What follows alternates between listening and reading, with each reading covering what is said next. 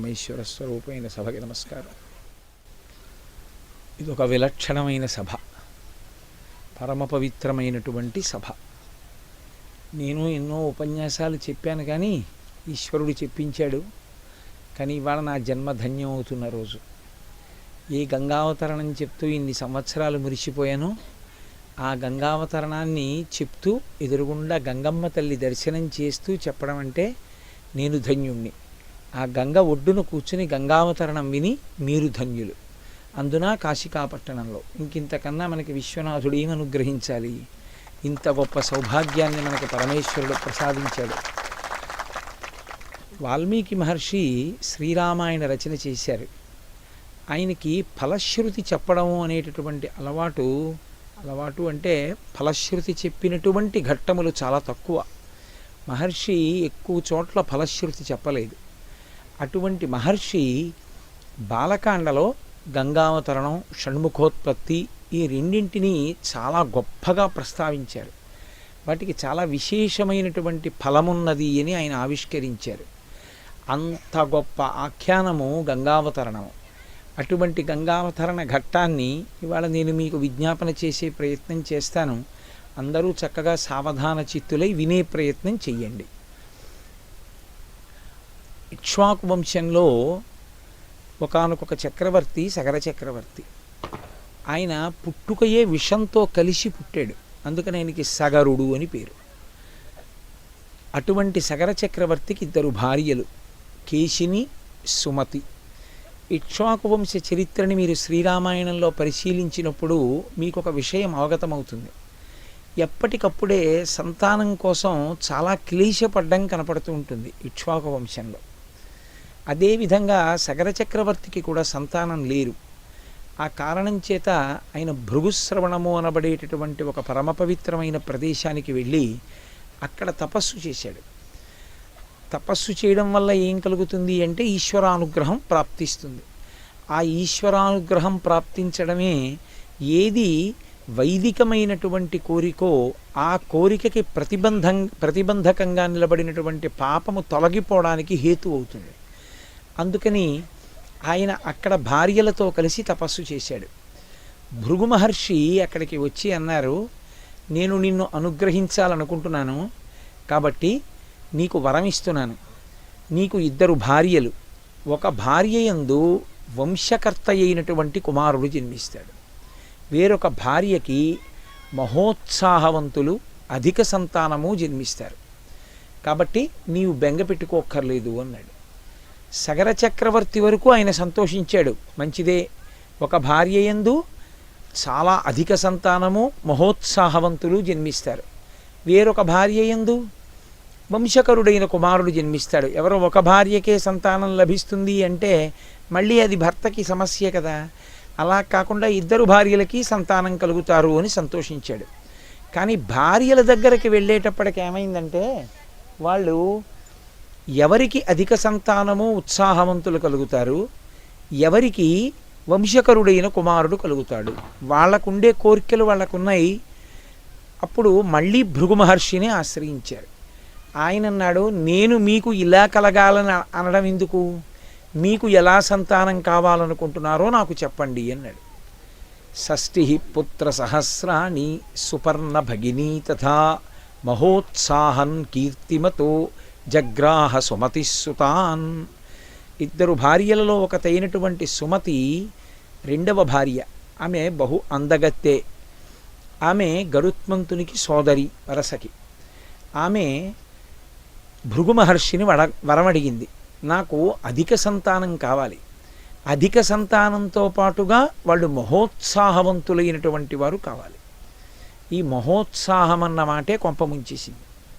మహోత్సాహము అంటే ఒక కార్యాన్ని చేసేటప్పుడు సావధానంగా ఆలోచించి చెయ్యడం వేరు. ఆలోచించకుండా తొందరగా ఒంట్లో శక్తి ఉంది కదా అని చాలా హడావిడిగా కార్యాన్ని చేయడం వేరు. అటువంటి మహోత్సాహవంతులైనటువంటి అధిక సంతానము నాకు కావాలి.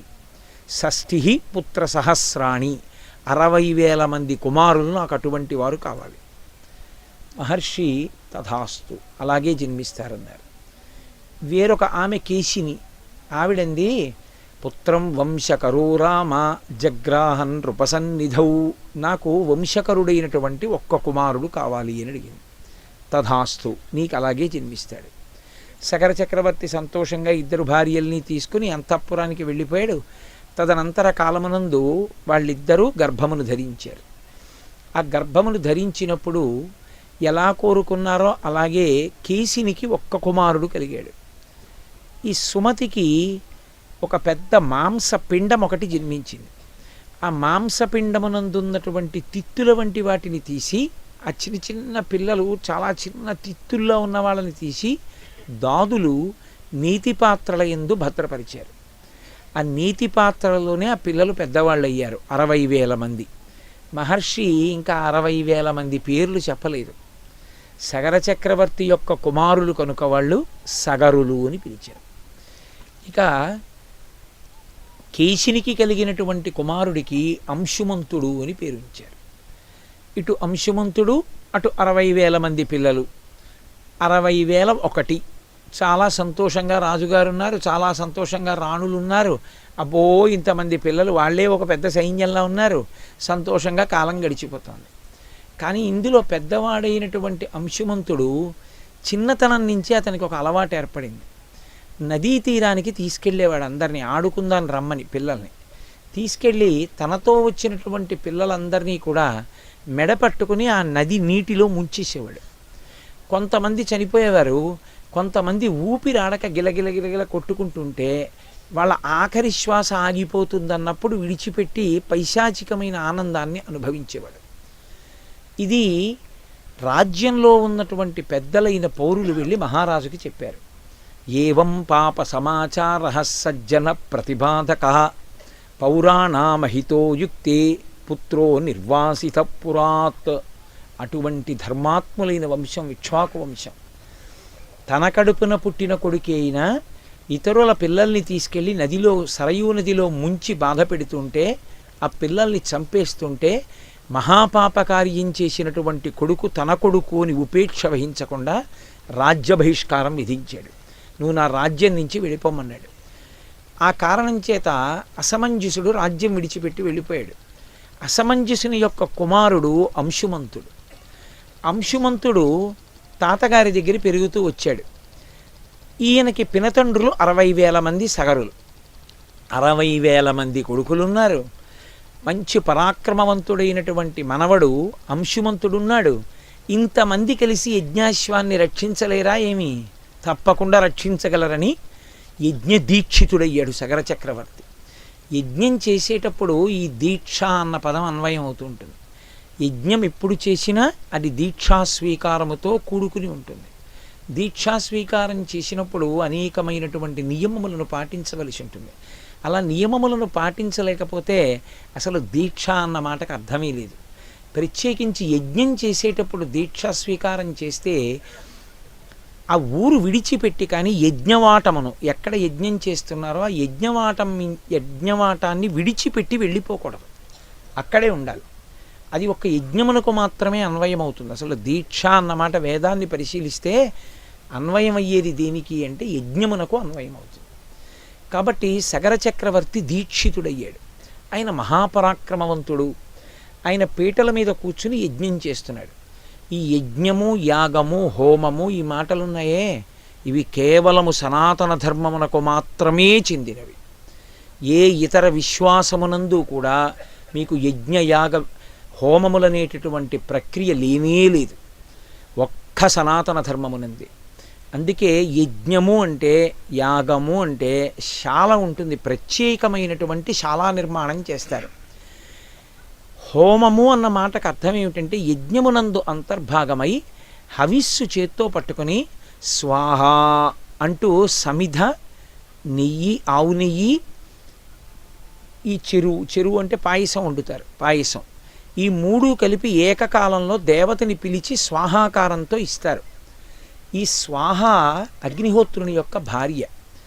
ఈమె దేవతలకి తీసుకెళ్ళినప్పుడు అగ్నిహోత్రుడు స్వాహా శబ్దంతో ఆమె సహకారంతో తీసుకెడతాడు.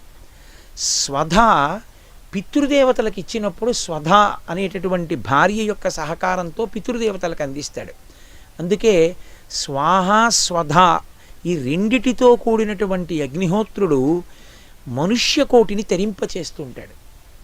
మనం హోమం చేశామనుకోండి, హోమం అంటే యజ్ఞంలో అంతర్భాగం. హోమమునకు యజ్ఞమునకు తేడా ఎక్కడొస్తుందంటే, హోమం జరగనప్పుడు కూడా అది యజ్ఞమే, యజ్ఞశాలే. హోమం జరుగుతోంది అంటే అగ్నిహోత్రంలో వేస్తూ ఉంటారు, అది జరుగుతున్నంతసేపు హోమం అంటారు. ఆ యజ్ఞశాల ప్రాంగణం ఉంటుంది, ఆ యజ్ఞశాల ప్రాంగణాన్ని విడిచిపెట్టి దీక్షితుడు వెళ్ళిపోడు. ఆ శాల ఎందే ఉంటారు, ఆ శాల ఎందే పడుకుంటారు.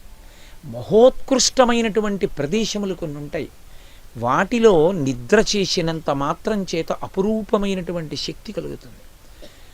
గోశాలలో పడుకుని నిద్రపోవడం సర్వోత్కృష్టమైనటువంటి కార్యములలో ఒకటి. అందుకే కంచికామకోటి పీఠాధిపత్యం వహించినటువంటి పరమాచార్య స్వామి వారు ఎప్పుడైనా ఈ దేశాంతరం వెడుతున్నప్పుడు, దేశాంతరం అంటే నా ఉద్దేశ్యం పాదచారి అయి ఆయన పర్యటనకి వెళ్ళినప్పుడు గోశాల ఉంటే గోశాలలో పడుకునేవారు. నేను శ్రీశైలంలో వారు ఉన్నటువంటి ఆశ్రమానికి వెళ్ళాను. ఆయన నిద్రపోవడానికి అక్కడ ఏర్పాట్లు ఉన్నాయి, కానీ ఆయన ఎక్కడ పడుకున్నారో తెలుసా అండి? గోశాలలోకి వెళ్ళి పడుకుని నిద్రపోయారు ఆయన. గోశాల అంత పరమ పవిత్రమైనటువంటి ప్రదేశం. మళ్ళీ యజ్ఞశాల కూడా అంతే, యజ్ఞశాల కూడా అంతే పరమ పవిత్రమైన ప్రదేశం. ఎందుకంటే గోశాల కానీ యజ్ఞశాల కానీ నిర్మాణం చేస్తే చాలు, అంత గొప్ప శక్తిని ఇస్తారు. కొన్ని కొన్ని ఉంటాయి శాస్త్రంలో, అవి మీకు పూర్తి కాగానే, కార్యాన్ని మీరు పూర్తి చేయగానే రిజర్వేషన్ తీసుకుంటే ఒక బెర్త్ మీ పేరు మీద అలాట్ అయిపోయినట్టే ఆ లోకవాసాన్ని ఇచ్చేస్తారు. దానివల్ల నది యందు ఎవరైనా స్నానఘట్టాన్ని నిర్మాణం చేశారనుకోండి, ఒక పవిత్రమైన నదిలో స్నానఘట్టాన్ని కానీ కడితే, వాడు ఆ స్నానఘట్టాన్ని కట్టడం పూర్తి చెయ్యగానే వరుణలోకవాసం ఇచ్చేస్తారు. ఆ జీవుడు వరుణలోకానికి వెళ్ళిపోతాడు, వెళ్ళిపోయి వరుణలోకంలో ఉంటాడు. అంత గొప్ప గొప్ప పుణ్యకార్యాలు. వాటిలో ఈ యజ్ఞమన్నది సనాతన ధర్మమునకు మాత్రమే చెందిన ప్రక్రియ. దేవతలకి ఆహారం మనం ఇచ్చే హవిస్సు. మనం హవిస్సిస్తే వాళ్ళు దాన్ని తింటారు, తిని ప్రీతి చెందుతారు. అన్నం పెడితే మనం ఎలా సంతోషిస్తామో, స్వాహాకారంతో అగ్నిహోత్రం ద్వారా ఇచ్చినది దేవతలు పుచ్చుకుంటారు తప్ప మీరు లౌకికంగా చేసిన నివేదన దేవతలు తినరు. మనం నైవేద్యం పెట్టింది దేవతలు తింటారు అని అనుకోకూడదు. దృష్టిపాతం చేస్తారంటే కన్నులు విప్పి చూస్తారు, దానివల్ల ప్రసాదం అవుతుంది. వాళ్ళు తినేదేది అంటే అగ్నిహోత్రం ద్వారా మీరేమిస్తారో దాన్నే దేవతలు తింటారు. దేవతలు తింటే దేవతలు వచ్చినా, దేవతలు ఏదైనా మన దగ్గర పుచ్చుకున్నా వాళ్ళకు ఒక లక్షణం ఉంటుంది. వాళ్ళు ప్రత్యుపకారం చెయ్యకుండా వాళ్ళు వెళ్ళరు, వాళ్ళకి అది నియమం. మీరు అడగకపోయినా సరే నాకేం వద్దు అని మీరు అన్నారనుకోండి, వాళ్ళు అలా వెళ్ళిపోరు, ఏదో ఒకటి ఇచ్చే పెడతానంటారు. ఒకవేళ మీకు అడగడం చేత కాదనుకోండి, అప్పటికి మీ మనసు ఎటువంటి భావోద్రేకంతో ఉందో అటువంటి వరం ఇచ్చి వెళ్ళిపోతారు. అదే కదా మహాభారతంలో అంత అల్లరి వచ్చింది. తెలిసో తెలియకో సూర్యుడిని పిలిచింది కుంతి, వచ్చాడు. వచ్చినవాడు దర్శనమిచ్చి వెళ్ళిపోడు, ఏదో ఒకటి అడగమన్నాడు. నాకేం కావాలి, ఏం వద్దంది. కానీ ఆవిడ మనసులో ఆయన తేజస్సు చూసి నాకు ఇలాంటి కొడుకుంటే అనుకుంది, కాబట్టి కొడుకునిచ్చి వెళ్ళిపోయాడు. అలా ఎందుకు ఇచ్చి వెళ్ళిపోయాడు అని మనం అనుకుంటాం. ఎవరి ధర్మం వాళ్ళది. ఈ లోకమంతా ధర్మమునందే నిలబడింది. ధర్మమావిష్టితం జగత్ అంటారు వాల్మీకి మహర్షి. ధర్మమునందే లోకము నిలబడుతుంది. ధర్మమే శ్రేయోదాయకము, ధర్మమే మనిషిని గట్టెక్కిస్తుంది. అందుకే ఆయన మహాధర్మాత్ముడు కనుక యజ్ఞదీక్షితుడై యజ్ఞాన్ని చేస్తున్నాడు. ఇప్పుడు దేవతలది బుచ్చుకుని సంతోషించి వరం ఇస్తారు. వాళ్ళు ఇచ్చినటువంటి వరం చేత ఆయన అభ్యున్నతిని పొందుతాడు. అందుకని ఆయన యజ్ఞం చేస్తూ యజ్ఞంలో ఉన్నాడు. అశ్వాన్ని విడిచిపెట్టారు, అది అశ్వమేధయాగం. ఇప్పుడు లేదు కలియుగంలో. అశ్వమేధయాగంలో గుర్రాన్ని విడిచిపెడతారు, అది స్వేచ్ఛగా వెడుతుంది, దాన్ని రక్షించుకుంటూ వెళ్ళాలి. ఇప్పుడు ఆ గుర్రం వెనకాతల రక్షకుడిగా అంశుమంతుణ్ణి పెట్టి పంపించాడు. ఆ అంశుమంతుడు ఆ గుర్రం వెనక వెడుతున్నాడు. అలా వెడుతుండగా అకస్మాత్తుగా ఒక విషయం జరిగింది. రాక్షసీం తనుమాస్థాయ యజ్ఞీయాశ్వమపాహరత్ హ్రియమాణీ తుకాకుత్సా తస్మిన్నశ్వే మహాత్మనః. ఒక రాక్షసి యొక్క స్వరూపాన్ని పొంది ఇంద్రుడు ఆ గుర్రాన్ని అపహరించాడు. అపహరించి తీసుకెళ్ళి ఎక్కడో దాచేశాడు. ఎక్కడ దాచేశాడో మీకు కాసేపట్లో తెలుస్తుంది. ఆయన ఏదైనా చేశాడు అంటే ఎందుకండి అలాంటి పనులు అని మనకు అనిపిస్తుంది. కానీ పరమేశ్వరుడు ఒక గొప్ప కార్యం జరగడానికి కావలసినటువంటి పునాదిని నిర్మించుకుంటూ వస్తాడు. ఒక మహత్కార్యం జరగడానికి వేసేటటువంటి పునాది అద్భుతంగా ఉంటుంది. ఒక పాక వేసుకోవడానికి చేసే ఏర్పాటుకి 7 అంతస్తుల మేడ కట్టడానికి తవ్వేటటువంటి పునాదికి చాలా తేడా ఉంటుంది కదా. అంత దూరం పునాది పడితే తప్ప ఒక మహత్కార్యం జరగదు లోకంలో. అందుకని ఇంద్రుడు అశ్వాన్ని అపహరించాడు ఒక రాక్షసీ స్వరూపంతో. అంశుమంతుడికి ఆ గుర్రం ఎక్కడుందో తెలియలేదు. ఆయన తిరిగి వచ్చేసాడు. వచ్చేసి తాతగారితో చెప్పాడు, తాతగారు గుర్రాన్ని ఎవరో ఎత్తుకుపోయారు కాబట్టి గుర్రం కనపడలేదు అన్నాడు. ఆ గుర్రం తిరిగి వస్తే కానీ అశ్వమేధయాగం పూర్తి చేయడానికి ఉండదు. ఎందుకంటే ఆ అశ్వాన్ని చంపుతారు. రాత్రి చంపి ఆ చంపబడినటువంటి అశ్వంతో కలిపి ఎవరు యజమానియో ఆ యజమాని భార్య నిద్రపోవాలి రాత్రి. మరునాడు దాని శరీరంలో ఉండేటటువంటి ప్రధానమైన అవయవాన్ని తీసి అగ్నిహోత్రమునందు వ్రేలుస్తారు. అది కాలుతూ వచ్చే పొగని యజమాని పీలుస్తాడు. పీలిస్తే పాపము తొలగిపోతుంది. అది అశ్వమేధయాగం క్రతువు. అది దశరథుడు అలాగే చేశాడు, కలియుగంలో లేదు. కాబట్టి ఇప్పుడు ఆ గుర్రం వెనక్కి తిరిగి రాకపోతే అశ్వమేధం పూర్తవదు. యజ్ఞము మధ్యలో వదిలిపెట్టకూడదు. యజ్ఞాన్ని మధ్యలో కానీ వదిలిపెట్టేస్తే అరిష్టం రాజ్యానికి అంతటికి. యజమాని నశించిపోతాడు, ఆ రాజ్యం అంతా కూడా ఉపద్రవానికి లోనవుతుంది. కాబట్టి ఇప్పుడు యజ్ఞాన్ని విడిచిపెట్టకూడదు. సగర చక్రవర్తి మహాపరాక్రమవంతుడు, ఆయనే బయలుదేరుదామంటే ఆయన యజ్ఞదీక్షితుడై ఉన్నాడు. దీక్ష ఆయన తీసుకున్నాడు. దీక్ష ఆయన తీసుకుని ఉండగా ఆయన బయలుదేరి వెళ్ళకూడదు.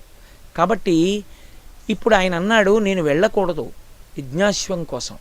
కాబట్టి మీరు 60,000 మంది ఉన్నారు. కొడుకుల్ని పిలిచాడు. సగరులు ఉన్నారుగా 60,000 మంది, మీరు వెళ్ళండి. మీరు ఈ భూమండలాన్నంతటినీ ఒక్కొక్కరు ఒక్కొక్క యోజనం చప్పున తీసుకోండి. ఒక యోజనం చప్పున వెతకండి. ఒకవేళ మీకు భూమి మీద ఎక్కడా గుర్రం కనపడలేదు, మీరు దాన్ని భూమిని తవ్వేయండి. తవ్వుకుంటూ పాతాళలోకానికి వెళ్ళిపోండి. వెళ్ళిపోయి పాతాళలోకమంతా కూడా అన్వేషించండి. మీకు ఆ గుర్రం కనపడిన తరువాత మాత్రమే మీరు రావలసి ఉంటుంది. ఇప్పుడు వాళ్ళు బయలుదేరారు. యోజనాయామ విస్తారమేకైకో ధరణీతలం బిభిధ అని బిభిధ పురుష వ్యాఘ్ర వజ్రస్పర్శ సమైర్నఖై. వాళ్ళ గోళ్ళు వజ్రములతో సమానంగా ఉండేవి. వాళ్ళు ఒక్కొక్కడు ఒక్కొక్క యోజనం వంతున స్వీకరించి తమ గోళ్లతో భూమిని అంతటినీ తవ్వేశారు. వాళ్ళు మహోత్సాహవంతులు. ఆ ఉత్సాహంలో ఇది చెయ్యొచ్చా ఇది చెయ్యకూడదా అని ఆలోచించారు. చేసేసామంతే కార్యం. అందుకని వాళ్ళు వెళ్ళిపోతూ ఆ భూమిని తవ్వుతూ, అదేమిటా భూమి వసుంధర మేదిని, దీన్ని ఎందుకు అలా తవ్వుతున్నారని అడిగిన వాళ్ళందరినీ చంపేశారు. తవ్వుతూ ఉండగా అడ్డొచ్చిన ప్రాణుల్ని చంపేశారు. పాతాళలోకానికి వెడుతుండగా కనపడిన ప్రాణుల్ని చంపేశారు. దాంతో భూమి మీద ఉండేటటువంటి స్థితి అంతా కూడా అస్తవ్యస్తమైపోయింది అన్ని గోతులు పెట్టడంలో. ఇప్పుడు దేవతలందరూ కలిసి ఇటువంటి అస్తవ్యస్త పరిస్థితులు ఏర్పడితే యజ్ఞయాగాదులు ఉండవు. యజ్ఞయాగాదులు లేకపోతే దేవతల కన్నా ఉండదు. కాబట్టి దేవతలు బ్రహ్మగారి దగ్గరికి వెళ్ళి అడుగుతారు, ఎందుకు ఇలా జరుగుతోంది అని అడుగుతారు.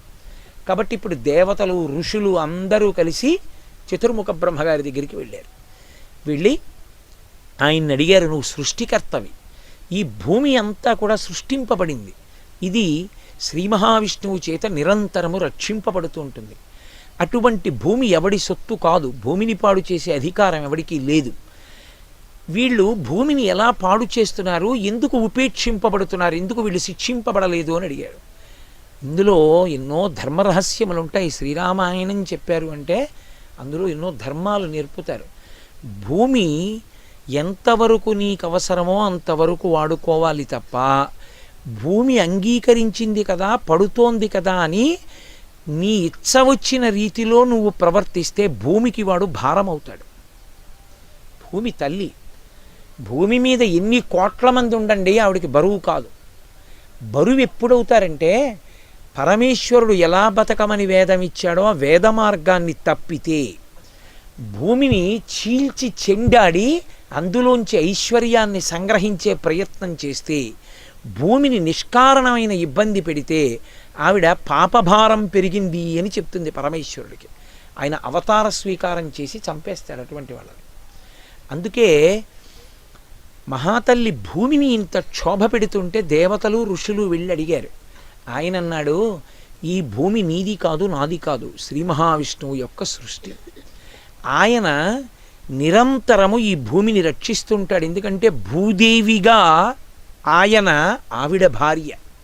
అందుకే శ్రీదేవి భూదేవి అని ఇద్దరు భార్యలు. అంటే నిజంగా ఆయనకి ఇద్దరు పెళ్ళాలని కాదు దాని ఉద్దేశ్యం. శక్తిని భార్యగా సంకేతిస్తారు శాస్త్రంలో. శ్రీదేవి అంటే లక్ష్మి, భూదేవి అంటే భూమాత. ఈ భూమాతలోంచి పంట పైకొస్తుంది. అది నోట్లోకి ఎడితే ఐశ్వర్యం, భోగం. నోట్లోకి వెళ్ళకపోతే దరిద్రం. వచ్చి చేతికి అందలేదు, నువ్వు తినలేకపోయావంటే ప్రాప్తం లేదు, పోయింది, దురదృష్టం వెంటాడింది. ఇటువైపు భార్య పండాలన్నా ఆయన అనుగ్రహం, పండింది నోటికి వెళ్ళాలన్నా లక్ష్మిగా ఆయన అనుగ్రహం. ఆయనని విడిచిపెట్టి వాళ్ళని పట్టుకోవడం మొదలు పెడితే వాళ్ళు ఆయన భక్తి లేని వాళ్ళకి అది అందనివ్వరు. కేవలం లక్ష్మీ పూజలు చేస్తే లక్ష్మి రాదు. ఎవడు లక్ష్మీనారాయణార్చన చేస్తాడో వాడికి వస్తుంది. అనుకలతనకాండాలింగనారంభజుంభత్ ప్రతిదిశభుజచాఖా శ్రీసకానోకహర్తి స్తననయన గుళుచ్చస్పార పుష్పద్విరీప రచయితుమయి లక్ష్మీ కల్పవల్లీ కటాక్షాన్. అమ్మవారు లక్ష్మీదేవి నారాయణమూర్తిని గట్టిగా కౌగిలించుకుంటే పెద్ద పెద్ద పువ్వులున్న తీగ ఒక పెద్ద బలమైన కాండమున్న చెట్టుని అల్లుకుంటే ఎలా ఉంటుందో అలా లక్ష్మీదేవి యొక్క స్తనములు ఒత్తుకునేటట్టుగా నారాయణమూర్తిని కౌగులించుకున్న స్వరూపాన్ని ఎవడు ధ్యానం చేస్తాడో వాడికి లక్ష్మీ కటాక్షం కలుగుతుంది. అందుకే శ్రీ సూక్తం ఆవిడ్ని ఎప్పుడైనా పిలిస్తే నీ భర్త పిల్లలతో రా అని పిలుస్తుంది తప్ప అమ్మా నువ్వు రా అంటే ఆవిడ రాదు. ఆవిడ మహాపతివ్రత, నిత్యానపాయనీం. అందుకే కదా రావణుడు పాడయ్యాడు. రాముడొద్దు సీత కావాలి, రావణుడు నశించాడు. రాముడొద్దు సీతమ్మొద్దు, రాముడే కావాలి, శూర్పణఖకి ముక్కు చెవులు తెగిపోయాయి. సీతారాములు కలిసి కావాలి, హనుమ భవిష్యత్ బ్రహ్మ అయ్యారు. ఇద్దరినీ కలిపి ఉపాసన. అందుకే సనాతన ధర్మమునందు పక్కన శక్తి స్వరూపం లేనటువంటి స్మూర్తిని ఉపాసన చెయ్యరు. అది ఉపాసనాయోగ్యము కాదు. రామచంద్రమూర్తి అయినా సరే సీతమ్మ పక్కన లేకపోతే ఉపాసన లేదు. నేను పరమయథార్థం మీతో మనవి చేస్తున్నా. ఒక్క రాముడికి అర్చన లేదు, శ్రీరాముడిగానే అర్చన, సీతారాములుగానే అర్చన. అందుకే పక్కన శక్తి లేకపోతే వాళ్ళని సింహాసనంలో కూర్చోపెట్టి అర్చన చెయ్యరు. అది సనాతన ధర్మమునందు అంతర్లీనమైన సిద్ధాంతం. కాబట్టి శ్రీదేవి భూదేవి సహితుడై ఉంటారు విష్ణువు. అటువంటి స్వామి ఈ భూమిని సర్వదా కాపాడుతూ ఉంటారు. కాపిలం రూపమస్తాయ. ఆయన ప్రస్తుతం కపిల మహర్షి రూపంలో ఈ భూమండలం మీద ఉన్నారు. బ్రహ్మగారు చెప్తున్నారు దేవతలకి ఋషులకి, ధారయత్యనిశం ధరాం. అనిశం ఎల్లప్పుడూ ఈ భూమిని కాపాడుతుంటాడు. తస్య కోపాగ్నినా దగ్ధ భవిష్యంతి నృపాత్మజాః. ఇది నిర్ణయం అయింది చాలా కాలం క్రితమే. మహోత్సాహవంతులైనటువంటి వాళ్ళు 60,000 మంది ఈ భూమి మీద పుట్టారు కనుక ఋషి అనుగ్రహం చేత వాళ్ళు వాళ్ళ మహోత్సాహం కారణంగానే ఒకానొకనాడు శ్రీ మహావిష్ణువు యొక్క ఆగ్రహము చేత నశించిపోతారు అని నిర్ణయింపబడింది. కాబట్టి ఆయనకి కోపం వస్తుంది. ఆయనకి కోపం వస్తే వీళ్ళు మాడిపోతారు. మీరు బెంగ పెట్టుకోకండి, వెళ్ళిపోండి అన్నాడు ఆయన. తిరిగి వచ్చేశారు. అప్పుడు కాదు, గంగావతరణంలో ఎప్పుడూ జ్ఞాపకం పెట్టుకోవాలి. ఎప్పుడైనా సరే భూమిని ఖేదపడితే శ్రీ మహావిష్ణువు అంగీకరించారు. కాబట్టి తస్య కోపాగ్నినా దగ్ధా భవిష్యంతి నృపాత్మజాః. రాబోవు కాలంలో వీళ్ళు మరణిస్తారు. సరే అందరూ వెళ్ళిపోయారు, దేవతలు వెళ్ళిపోయారు, ఋషులు వెళ్ళిపోయారు, కాలం నడుస్తోంది. వీళ్ళు తవ్వుకుంటూ వెళ్ళిపోయారు, ఆ పాతాళలోకానికి వెళ్ళిపోయారు. పాతాళలోకం అంతా చూసేశారు. వాళ్ళకి కనపడలేదు గుర్రం. మళ్ళీ తిరిగి వచ్చారు. తిరిగొచ్చి మళ్ళీ దీక్షితుడైనటువంటి సగర చక్రవర్తికి నమస్కరించారు. నాన్నగారు వెతికేశాం, పాతాళం వరకు గోతులు పెట్టి వెళ్ళిపోయాం, కానీ మాకు కనపడలేదు గుర్రం, ఏం చేయమంటారని అడిగారు. ఈ మాటతో మీరు రావడానికి వీల్లేదు, మళ్ళీ వెళ్ళండి, మళ్ళీ అన్ని దిక్కుల నుంచి పాతాళంలో ప్రవేశించండి, వెతికి గుర్రాన్ని తీసుకుని రండి, అప్పటి వరకు నేను లేవను. నేను కానీ లేచానా రాజ్యానికి, మన వంశానికి, నాకు, అందరికీ ఉపద్రవం వస్తుంది. కాబట్టి నేను లేవవచ్చా అని అడిగాడు మహర్షుల్ని. నేను వెళ్ళవచ్చా యజ్ఞాశ్వం కోసం? యజ్ఞదీక్షితుడైన వాడు అలా లేచి వెళ్ళడానికి వీల్లేదు. నువ్వు చేయించిన మేము కూడా నశించిపోతాం. కాబట్టి అలా చెయ్యకూడదు. పిచ్చి పిచ్చి యజ్ఞాలు చేయించే ముందు బ్రాహ్మణులు ఆలోచించుకోవాలి, అలా చేయించచ్చా అని. ఎంత నిర్ద్వందంగా చెప్పారో చూడండి ఆ రోజున. అర్థం పర్థం లేనటువంటి యజ్ఞయాగాదులు చేయించకూడదు బ్రాహ్మణులు. అందుకే నిస్సందేహంగా చెప్పారు, లేచి వెడితే నశించిపోతావు, వెళ్ళడానికి వీల్లేదు. ఆయన మళ్ళీ సగరుల్ని పంపించాడు 60,000 మందిని. మళ్ళీ వీళ్ళు బయలుదేరి మళ్ళీ పాతాళలోకానికి వెళ్ళి తూర్పు దిక్కుగా వెళ్ళారు. తూర్పు దిక్కుగా వెళ్ళి అణువు గాలించేశారు. గాలించేస్తే వాళ్ళకు ఒక పెద్ద ఏనుగు కనపడింది. దిశాగజం విరూపాక్షం ధారయంతం మహీతలం. దాని పేరు విరూపాక్షము, ఆ ఏనుగు పేరు. మనం దిగ్గజాలంటాం. అది తూర్పు దిక్కున భూమిని మోస్తూ ఉంటుంది తన యొక్క కుంభస్థలం మీద. దానికి అప్పుడప్పుడు బాధ కలుగుతుంది, నిప్పెడుతుంది. నిప్పెడితే చూడండి, తట్ట మోసేవాళ్ళు ఒక్కసారి ఇలా అని మళ్ళీ ఇలా పెట్టుకుంటారు, అలా అంటుంది. అలా అని ఎప్పుడందో ఎటువైపు దిగ్గజం తల ఊపిందో అటువైపు భూకంపం వస్తుంది. కాబట్టి భూకంపములు రావడానికి కారణం అది అని రామాయణ అంతర్గతం. దిశాగజం విరూపాక్షం ధారయంతం మహీతలం. ఆ విరూపాక్షం అనేటటువంటి ఏనుగు భూమిని మోస్తోంది. వాళ్ళు దానికి ప్రదక్షిణం చేశారు, నమస్కారం చేశారు. మా గుర్రం ఎక్కడుంది అని అడిగారు. మీ పని మీరు చేసుకోండి అంది. ఎందుకంటే వాళ్ళది మంగళకర కార్యం కాదు, మహోత్సాహవంతులు. వాళ్ళు విష్ణు స్వరూపం చేత కాల్చబడతారు. ఎందుకంటే అటువంటి వాళ్ళు ఉంటే లోకానికి ఉపద్రవం. కాబట్టి వాళ్ళు తూర్పు దిక్కున విన్న విరూపాక్షానికి నమస్కరించి దక్షిణ దిక్కుకు వచ్చారు. మహాత్పద్మం మహాత్మానం సుమహత్ పర్వతోపమా. ఒక పెద్ద పర్వతమా అన్నట్టుగా దక్షిణ దిక్కున ఒక ఏనుగు మోస్తోంది. ఆ దక్షిణ దిక్కున భూమిని మోసేటటువంటి ఏనుగు పేరు మహాపద్మం. అదొక దిగ్గజం. వాటి పేర్లు వింటే చాలండి, మహాపుణ్యం. కాబట్టి దిగ్గజం మహాపద్మం అన్నది మోస్తోంది. దానికి ప్రదక్షిణం చేశారు, నమస్కారం చేశారు. అక్కడి నుంచి బయలుదేరారు, పశ్చిమ దిక్కుకు వచ్చారంటే ప్రదక్షిణ పురస్సరంగా తిరుగుతున్నారు వాడు పాతాళం దగ్గర. పశ్చిమ దిక్కుకు వచ్చారు. అక్కడికి వచ్చేటప్పటికి వాళ్ళకి సౌమనసం అనబడేటటువంటి ఒక పెద్ద ఏనుగు కనపడి, దదృశుస్తే మహాబలవంతులైనటువంటి వాళ్ళు ఆ ఏనుగుని చూశారు. దిశాగజం సౌమనసం దదృశుస్తే మహాబలాహ. దాన్ని చూసి దానికో నమస్కారం చేశారు, దాని చుట్టూ తిరిగారు. ప్రదక్షిణం చేసి ఉత్తర దిక్కుకు వచ్చారు. భద్రం భద్రేణ వపుషాం ధారయత్య నిశంధరాం. మహాభద్రము అని పిలువబడేటటువంటి ఒక దిగ్గజం ఉత్తర దిక్కున భూమిని మోస్తోంది. దానికి ప్రదక్షిణం చేశారు. ప్రదక్షిణం చేసి ఇప్పుడు 4 దిక్కులా కనపడలేదు. ఇప్పుడు ఇక ఈశాన్యము, ఆగ్నేయము, నైరుతి, వాయవ్యము మిగిలాయి. అందుకని ఈశాన్య దిక్కుకు వెళ్ళారు. ఈశాన సర్వ విద్యానాం ఈశ్వర సర్వభూతానాం అని కదా. ఆ ఈశాన్య దిక్కున కపిల మహర్షి కూర్చుని ఉన్నారు. ఆయన తపస్సు చేసుకున్నారు. భాగవతంలో కపిల మహర్షి గురించి ఎంత గొప్పగా చెప్తారో విష్ణుమాంశ.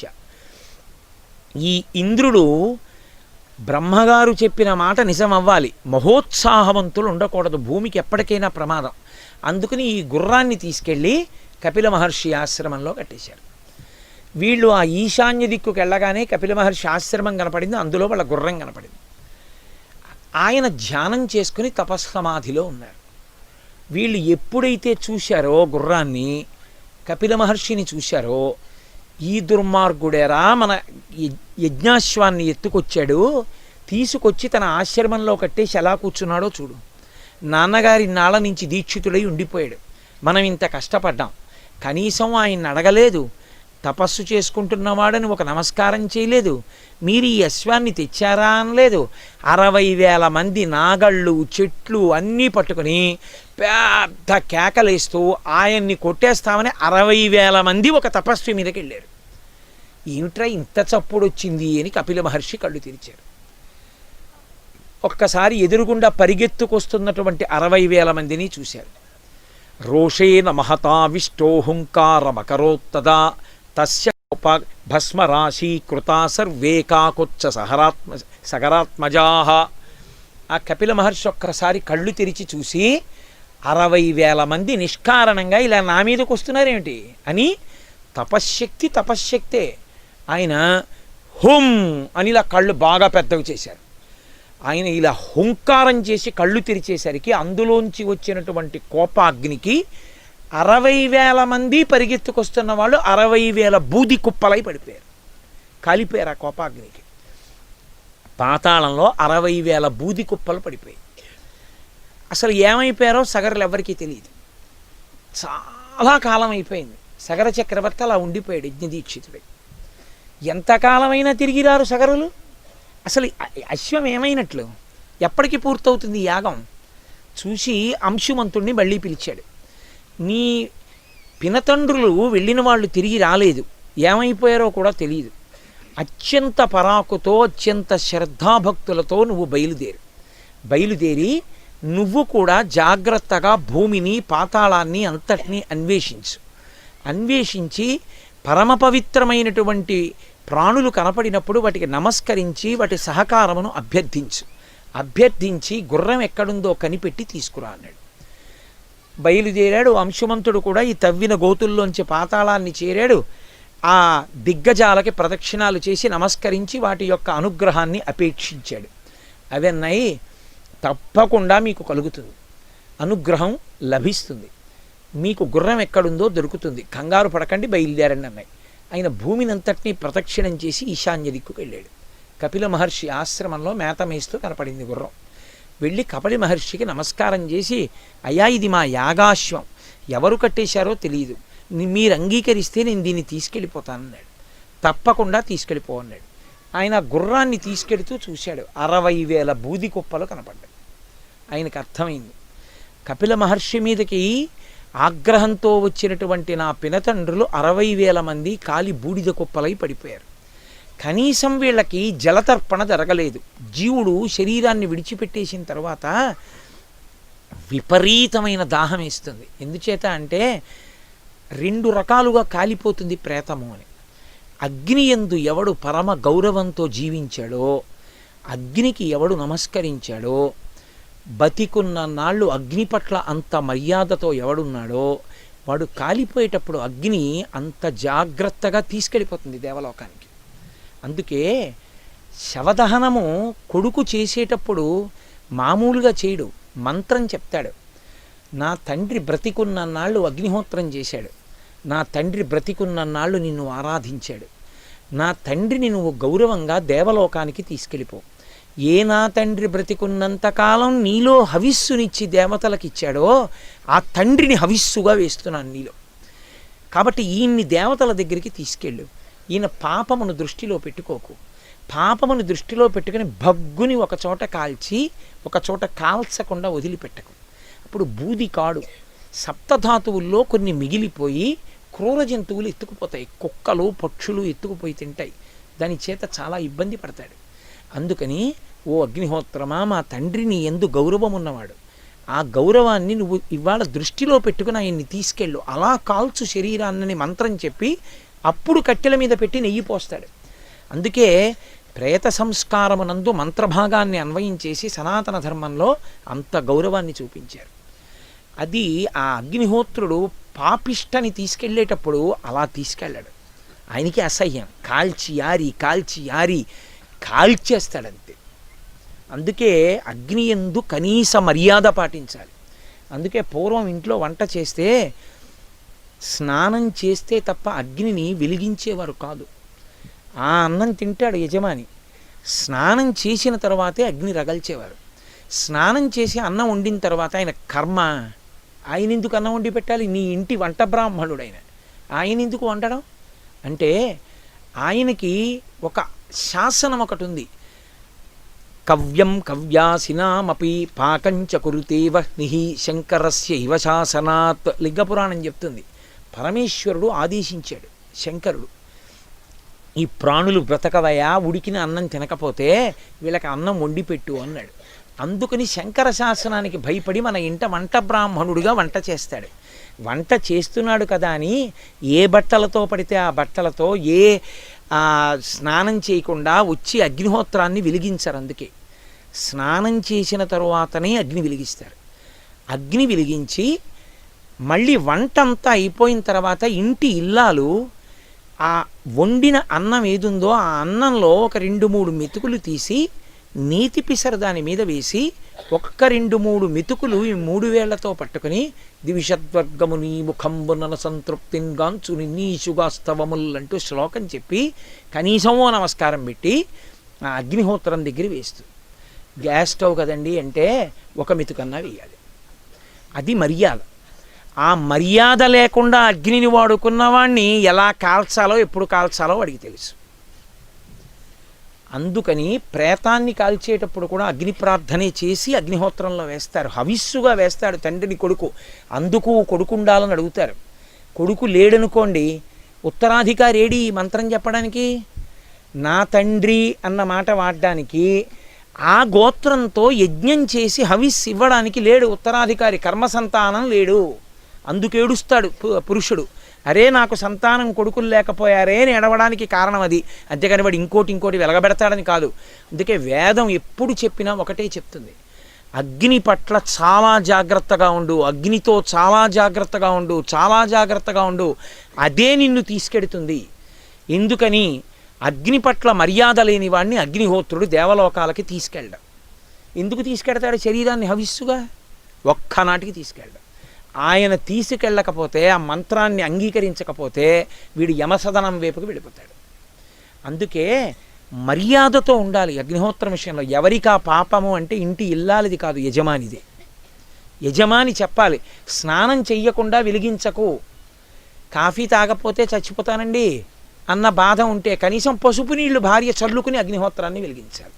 పసుపు నీళ్లు 3 మాటలు చల్లుకుంటే స్నానమే ఆడదానికి వేదంలో. నేను పసుపు నీళ్లు చల్లుకుని స్టవ్ వెలిగించి కాఫీ పెట్టాలి. ఏమీ లేకుండా నిద్రమంచం మించి లేచొచ్చి దిక్కుమాల బట్టలతో అగ్నిహోత్రాన్ని వెలిగిస్తే ఆయనకి తెలుసు ఎప్పుడు ఇది చూపించాలో దీనికి ప్రతిఫలాన్ని. అప్పుడు ఏడుస్తాడు, అరే ఎంత తాపత్రయపడ్డాను రా, పాడైపోయానని. కాబట్టి అగ్నితో జాగ్రత్తగా ఉండాలి. అగ్ని ఎటువంటి అగ్ని పట్టుకుంది అన్నదాన్ని బట్టి ఉత్తరగతులు ఉంటాయి. వేదోపబృంహణము రామాయణం. అందుకే అంత జాగ్రత్తగా చెప్తారు వాల్మీకి మహర్షి ఏది చెప్పినా. కొడుకు రగల్చాలి, అగ్నిని రగల్చి అందులో వెయ్యాలి తండ్రి శరీరాన్ని.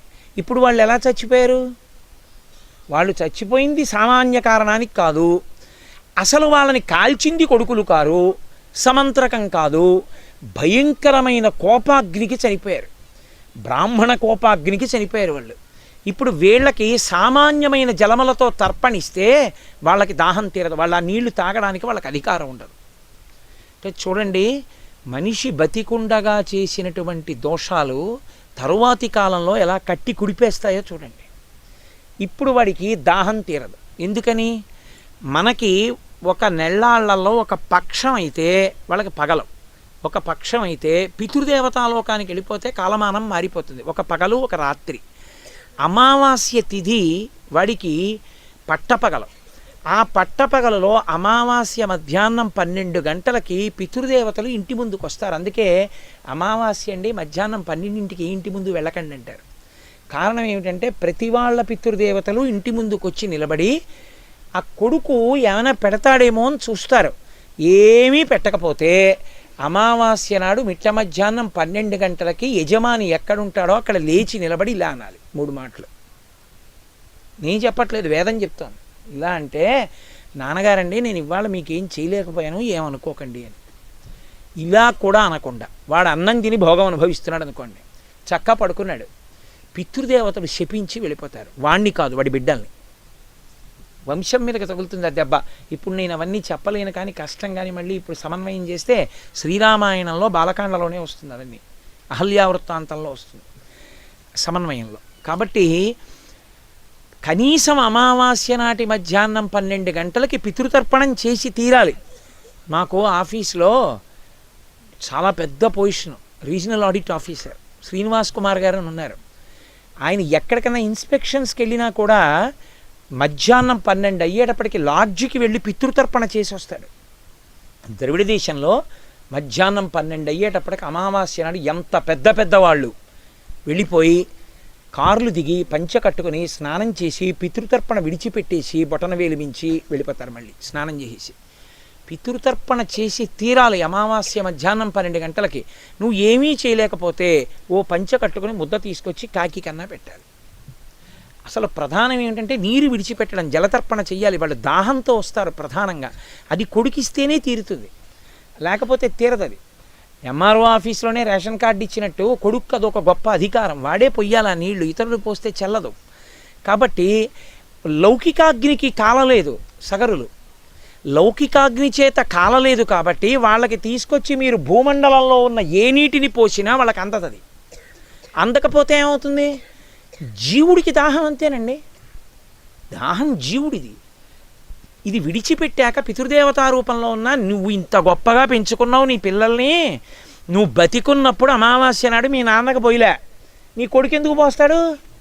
వాడు పోయాడు, వాడికి తెలియదు అసలు పొయ్యాలని కూడా. వాళ్ళ నాన్న ఎప్పుడన్నా పోస్తే కదూ. అందుకని ఏడుస్తూ వచ్చి గుమ్మం దగ్గరికి ఏడుస్తూ వెళ్ళిపోతాడు. దాహం నాలుక పిడచకట్టుకుపోతుంది. తద్దినన్నాడు కూడా పెట్టని ధర్మాత్ముడైతే వాడి గురించి చెప్పనేక్కర్లేదు. కాబట్టి ఈ కొడుకు చేయడు, ఎందుకంటే అమావాస్య నాడు ఇవ్వడం తండ్రి అలవాటు చేసుకోలేదు. ఈ కొడుకు ఎక్కడి నుంచి వస్తుంది? కాబట్టి లౌకికాగ్ని చేత మరణించిన వాళ్ళు అయితేనే లౌకికమైన జలములు, అంటే భూమి మీద ఉన్న జలముల చేత తర్పణ చెయ్యవచ్చు. లౌకికాగ్నితో కాలిన వాళ్ళు కాకపోతే మామూలుగా తర్పణతో వాళ్ళకి అందదు. వాళ్ళు చచ్చిపోయింది మామూలు అగ్నికి కాల్చబడిన వాళ్ళు కారు. వాళ్ళు మామూలు కారణానికి చనిపోలా. వాళ్ళు అపారమైనటువంటి క్రోధం, కపిల మహర్షి యొక్క కోపాగ్ని జ్వాలలకు మరణించారు. ఇప్పుడు వాళ్ళకి తర్పణ ఎలా ఇస్తాడు? తెలియక అంశుమంతుడు చూడగానే అయ్యయ్యయ్యయ్యో 60,000 మంది పినతండ్రులు ఏకకాలంలో చచ్చిపోయారు. కనీసం వాళ్ళకి తర్పణ ఇవ్వాలి. మిగిలిన కొడుకు నేను ఒకనే, వాళ్ళకి బిడ్డలు లేరు. మిగిలిన వాడెవరు? వాళ్ళకి అన్నగారు అసమంజసుడి కొడుకు అంశుమంతుడు. మా బాబాయిలు కదా, నాకెందుకని వెళ్ళిపోలేదు. అంటే పితృకార్యాన్ని ఎంత గౌరవించిందో చూడండి ఈ దేశం. కాబట్టి నేను నీళ్ళు ఇవ్వాలని ముందు గుర్రాన్ని అక్కడ విడిచిపెట్టేసి పరిగెత్తి అక్కడ దగ్గరలో కనపడిన సరోవరంలో నీళ్లు తీసి బొటనవేలు మించి పోస్తున్నాడు. ఇలా వేస్తే ఈశ్వరుడికి, ఇలా పెడితే భిక్ష, ఇలా పెడితే పితృదేవతలకి. మీరు చెయ్యి ఎలా తిప్పారు అన్నదాన్ని బట్టి పెడుతుంది. అదేంటంటే అంతలా ఉంటుందా అని అనకండి. జంక్షన్లో నిలబడిన పోలీస్ కానిస్టేబుల్ ఇలా అంటే మీరు ఆగుతున్నారా లేదా? ఓ పోలీస్ కానిస్టేబుల్ చేతి గుర్తుకే అంత గొప్ప శక్తి ఉంటే మీరు పితృదేవతలకి దేవతలకి ఇచ్చేటప్పుడు ఈ చెయ్యి తిరిగితే ఎటు వెళ్తుందో అటువైపే పెడతాయి. దానికి అది లక్షణం అంతే. మరి విధానం పితృదేవతలకి ఇస్తే ఇలా ఇవ్వాలి, భిక్ష పెడితే ఇలా పెట్టాలి. దేవతలకి ఈశ్వరుడికి పూజ చేసేటప్పుడు ఇలా తిరగాలి, అంతేగాని ఇలా పూజలు చేయకూడదు. దోషం అది. ఇలా పూజ లేనే లేదు అసలు. ఇలాగే నమః, మరి ఇంకెందుకు నమః చెప్పడం? నాది కాదు, నాది కాదు అని చెప్పడానికి ఇలా తిప్పివేస్తారు. అసలు చెయ్యే తిరగకపోతే వాడు అదృష్టం, ఎప్పుడు అలవాట్లేదని గుర్తు. కాబట్టి ఇప్పుడు ఆయన గబగబా నీళ్లు తీసుకుని అంశుమంతుడు విడిచిపెడుతున్నాడు. వెంటనే అక్కడికి గరుత్మంతుడు వచ్చాడు. గరుత్మంతుడు వచ్చి, ఎందుకు రావాలి గరుత్మంతుడు? ఆయన చెల్లెలి పిల్లలేగా చనిపోయిన వాళ్ళు, మేనల్లుడు చనిపోయారు. మేనల్లుడి వరసవాడే ఈయన కూడా ఒక రకంగా వచ్చి ఆయన అన్నాడు, నాయనా నువ్వు తొందరపడి నీళ్ళు ఇస్తున్నావు, కానీ అలా ఇస్తే వాళ్ళకి అందదు. సుపర్ణవచనం శ్రుత్వా సోంశుమాన్ అతివీర్యవాన్ త్వరితం భయమాదాయ. ఆయన ఇలాంటి నీళ్లు మీ పితృదేవతలకు అందవురా, అలౌకికమైనటువంటి జలాలు, భూమండలం మీద లేనటువంటి నీళ్లు తేవాలి. ఆ నీళ్లు దివ్యగంగగా ఆకాశంలో వెడుతోంది గంగ. ఆ గంగ భూమి మీదకి రావాలి. ఆ గంగ భూమి మీదకి వచ్చి పాతాళానికి వెళ్ళాలి. పాతాళానికి వెళ్ళి బూది కుప్పల మీద ప్రవహించాలి. ప్రవహిస్తే మీ వాళ్ళ దాహాలు తీరి ఉత్తరగతులకు వెళ్ళిపోతారు. దాహం తీరి పునర్జన్మ కాదు, స్వర్గలోకానికి వెళ్ళిపోతారు గంగ తగిలితే. గంగ తగిలితే చాలు, బిందువు గంగ కాదు, గంగ బిందువు శరీరానికి తగిలితే చాలు, అంత శక్తి. కాబట్టి గంగని తీసుకురావాలి. ఇప్పుడు ఆ పని ఎందుకు, కానీ గుర్రాన్ని తీసుకుని వెళ్ళిపో అంటే తరితం హయమాదాయ పునరాయాన్ మహాయశాహ. వీడు మహోత్సాహవంతుడు కాదు, అంశుమంతుడు. పెద్దలు చెప్పిన మాట వింటాడు. ఓ మనం లౌకిక జలములతో ఇస్తే పితృదేవతలకి తర్పణ అందదు. ఎందుచేత అంటే వీళ్ళు గొప్ప బ్రాహ్మణ కోపాగ్నికి మరణించారు. కాబట్టి గంగావతరణం చేయించాలి అని గుర్రాన్ని పట్టుకుని వెళ్ళిపోయి. ఇక్కడ మీకు అనుమానం రావచ్చు, మరి మైలు రాలేదా అండి అని. అంటే ఇలాంటి అనుమానాలే ఉంటాయి. ముందు రక్షాబంధనం కట్టుకుంటారు యజ్ఞం చేసినప్పుడు. ఒకసారి దీక్ష తీసుకున్నప్పుడు చేతికి రక్షాబంధనం ఉంటే ఇక వాడు ఏదైనా సరే వినకూడని శుభవార్త విన్నా ఇక వాడికి అశౌచం రాదు. వాడు మళ్ళీ ఆ రక్షాబంధనం విడిచిపెడితేనే అశౌచం. అందుకని యజ్ఞం చేసినప్పుడు రక్షాబంధనాన్ని సమంత్రకంగా కట్టేస్తారు. కట్టేస్తే అది ఉన్నంతసేపు ఇక వాడికి అశౌచం లేదు. అందుకని ఆ రక్షాబంధనానికి అశౌచం తెచ్చుకునే పనులు చేసుకోకూడదు. మళ్ళీ దీక్ష నియమం అందుకు పాటిస్తారు. ఇప్పుడు ఆ రక్షాబంధనం ఉంది కాబట్టి యజ్ఞ దీక్షితుడు కనుక సగర చక్రవర్తికి లేదు. అంశుమంతుడు కూడా దీక్షా కంకణంతో ఉన్నాడు కనుక దీనికి నియమపాలనం వరకు ప్రధానంగా ఉండవలసింది సగర చక్రవర్తికి. ఇప్పుడు ఈ గుర్రాన్ని తీసుకుని ఇంటికి వెళ్ళిపోయాడు. సగర చక్రవర్తి విన్నాడు 60,000 మంది కొడుకులు బూది కుప్పలైపోయారని. కానీ అశౌచం లేదు. అందుకని యజ్ఞాన్ని పూర్తి చేసేసాడు. పూర్ణాహుతి అయిపోయింది, యజ్ఞం అయిపోయింది. అంతఃపురానికి వచ్చాడు, బాధపడ్డాడు. 60,000 మంది కొడుకులు ఒక్కసారి పోయారని బాధ కాదు, జాతస్య హి ధ్రువో మృత్యుహు, వెళ్ళిపోతారు. కానీ వీళ్ళు బ్రాహ్మణ కోపాగ్నికి చచ్చిపోయారు కాబట్టి ఇప్పుడు లౌకిక జలాలతో తర్పణ లేదు. లౌకిక జలాలతో తర్పణ లేదు కాబట్టి వీళ్ళు దాహార్తితో కొట్టుకుంటూ అలా తిరుగుతూ ఉంటారు. అది చాలా భయంకరమైనటువంటి విషయం అండి. ఎందుకంటే లోకంలో కొన్ని మీరు వేదాంతర్భాగమైన విషయాలు కొన్ని వింటే ఆశ్చర్యపోతారు. ఏం చేశారన్నది కాదు, ధర్మాన్ని వదిలిపెట్టేసినటువంటిది చేసేసుకుంటూ వెళ్ళిపోయారనుకోండి. మీరు ధర్మం లేదు అందులో, చేయడం చేసాడు ఏదో. అప్పుడు ఏం చేస్తారంటే వాడిని ఎక్కడికి తీసుకొస్తారో తెలుసా అండి? వాడు మళ్ళీ పునర్జన్మ ఎత్తే వరకు వాడికి నీళ్ళు ఏవిస్తారంటే ఎక్కడ కొడుకు శరీరంలో వెంట్రుకలు బాగా ఉంటాయో అక్కడి నుంచి పడిన నీటి చుక్కలు పట్టి తాగనిస్తారు. నేను చెప్పక్కర్లేదు. ఇంకా దేంటే భుజమూలములు, సంకలలో ఉన్నటువంటి నీళ్లు అటువంటివి, ఇంకంతకన్నా ఎక్కువ వర్ణన రాసం, అటువంటి నీళ్లు తాగిస్తారు. అందుకే ధర్మము ప్రధానం, శాస్త్రం ప్రధానం. ధర్మము శాస్త్రము విడిచిపెట్టి మీరు చేస్తే ఉపద్రవం తెస్తుంది, మీకేం ఉపకారం తేదది. అందుకే శాస్త్రం ఎరిగి చెయ్యాలి తప్ప శాస్త్రాన్ని విడిచిపెట్టి చేయకూడదు పనులు. కాబట్టి ఇప్పుడు వెళ్ళిపోయాడు, పాపం బాధపడ్డాడు సగర చక్రవర్తి. గంగని తీసుకురావాలి, ఎలా తీసుకొస్తాను, ఎలా కుదురుతుంది? ఆకాశంలో గంగ ఎలా వస్తుంది? స్వర్గలోకంలో గంగ. బెంగపెట్టుకున్నాడు. కొన్నాళ్ళకి శరీరం వదిలిపెట్టేశాడు. అంశుమంతుడు రాజయ్యాడు. అంశుమంతుడు బతికున్నంత కాలం ఇదే ఆలోచించాడు. 1000 సంవత్సరములు బతికారు. ఇక్ష్వాకు వంశం త్రేతాయుగంలో ఒక్క దశరథుడు 60,000 సంవత్సరములు. ఇన్ని వేల ఏళ్ళు బాధపడ్డాడు. అరే ఎలాగరా నా పితృదేవతలకి తరింపచేయడం, ఎలా వస్తుంది గంగ? ఆలోచించాడు. ఏం చేసినా గంగను తీసుకురావడానికి అవకాశం లేదు. కాబట్టి ఆయన కూడా బెంగ పెట్టుకుని అలా శరీరాన్ని నడిపించి రాజ్య పరిపాలన ధార్మికంగా చేసి రాజ్యం వదిలేసి ఆ తర్వాత శరీరాన్ని వదిలి స్వర్గలోకానికి వెళ్ళిపోయాడు. వీళ్ళు అలాగే తిరుగుతున్నారు. వీళ్ళ తర్వాత వాళ్ళు వెళ్ళిపోతున్నారు స్వర్గానికి. ఒక్క మహోత్సాహం, అపారమైన ఉత్సాహం ఎంత ప్రమాదం తెచ్చిందో చూడండి.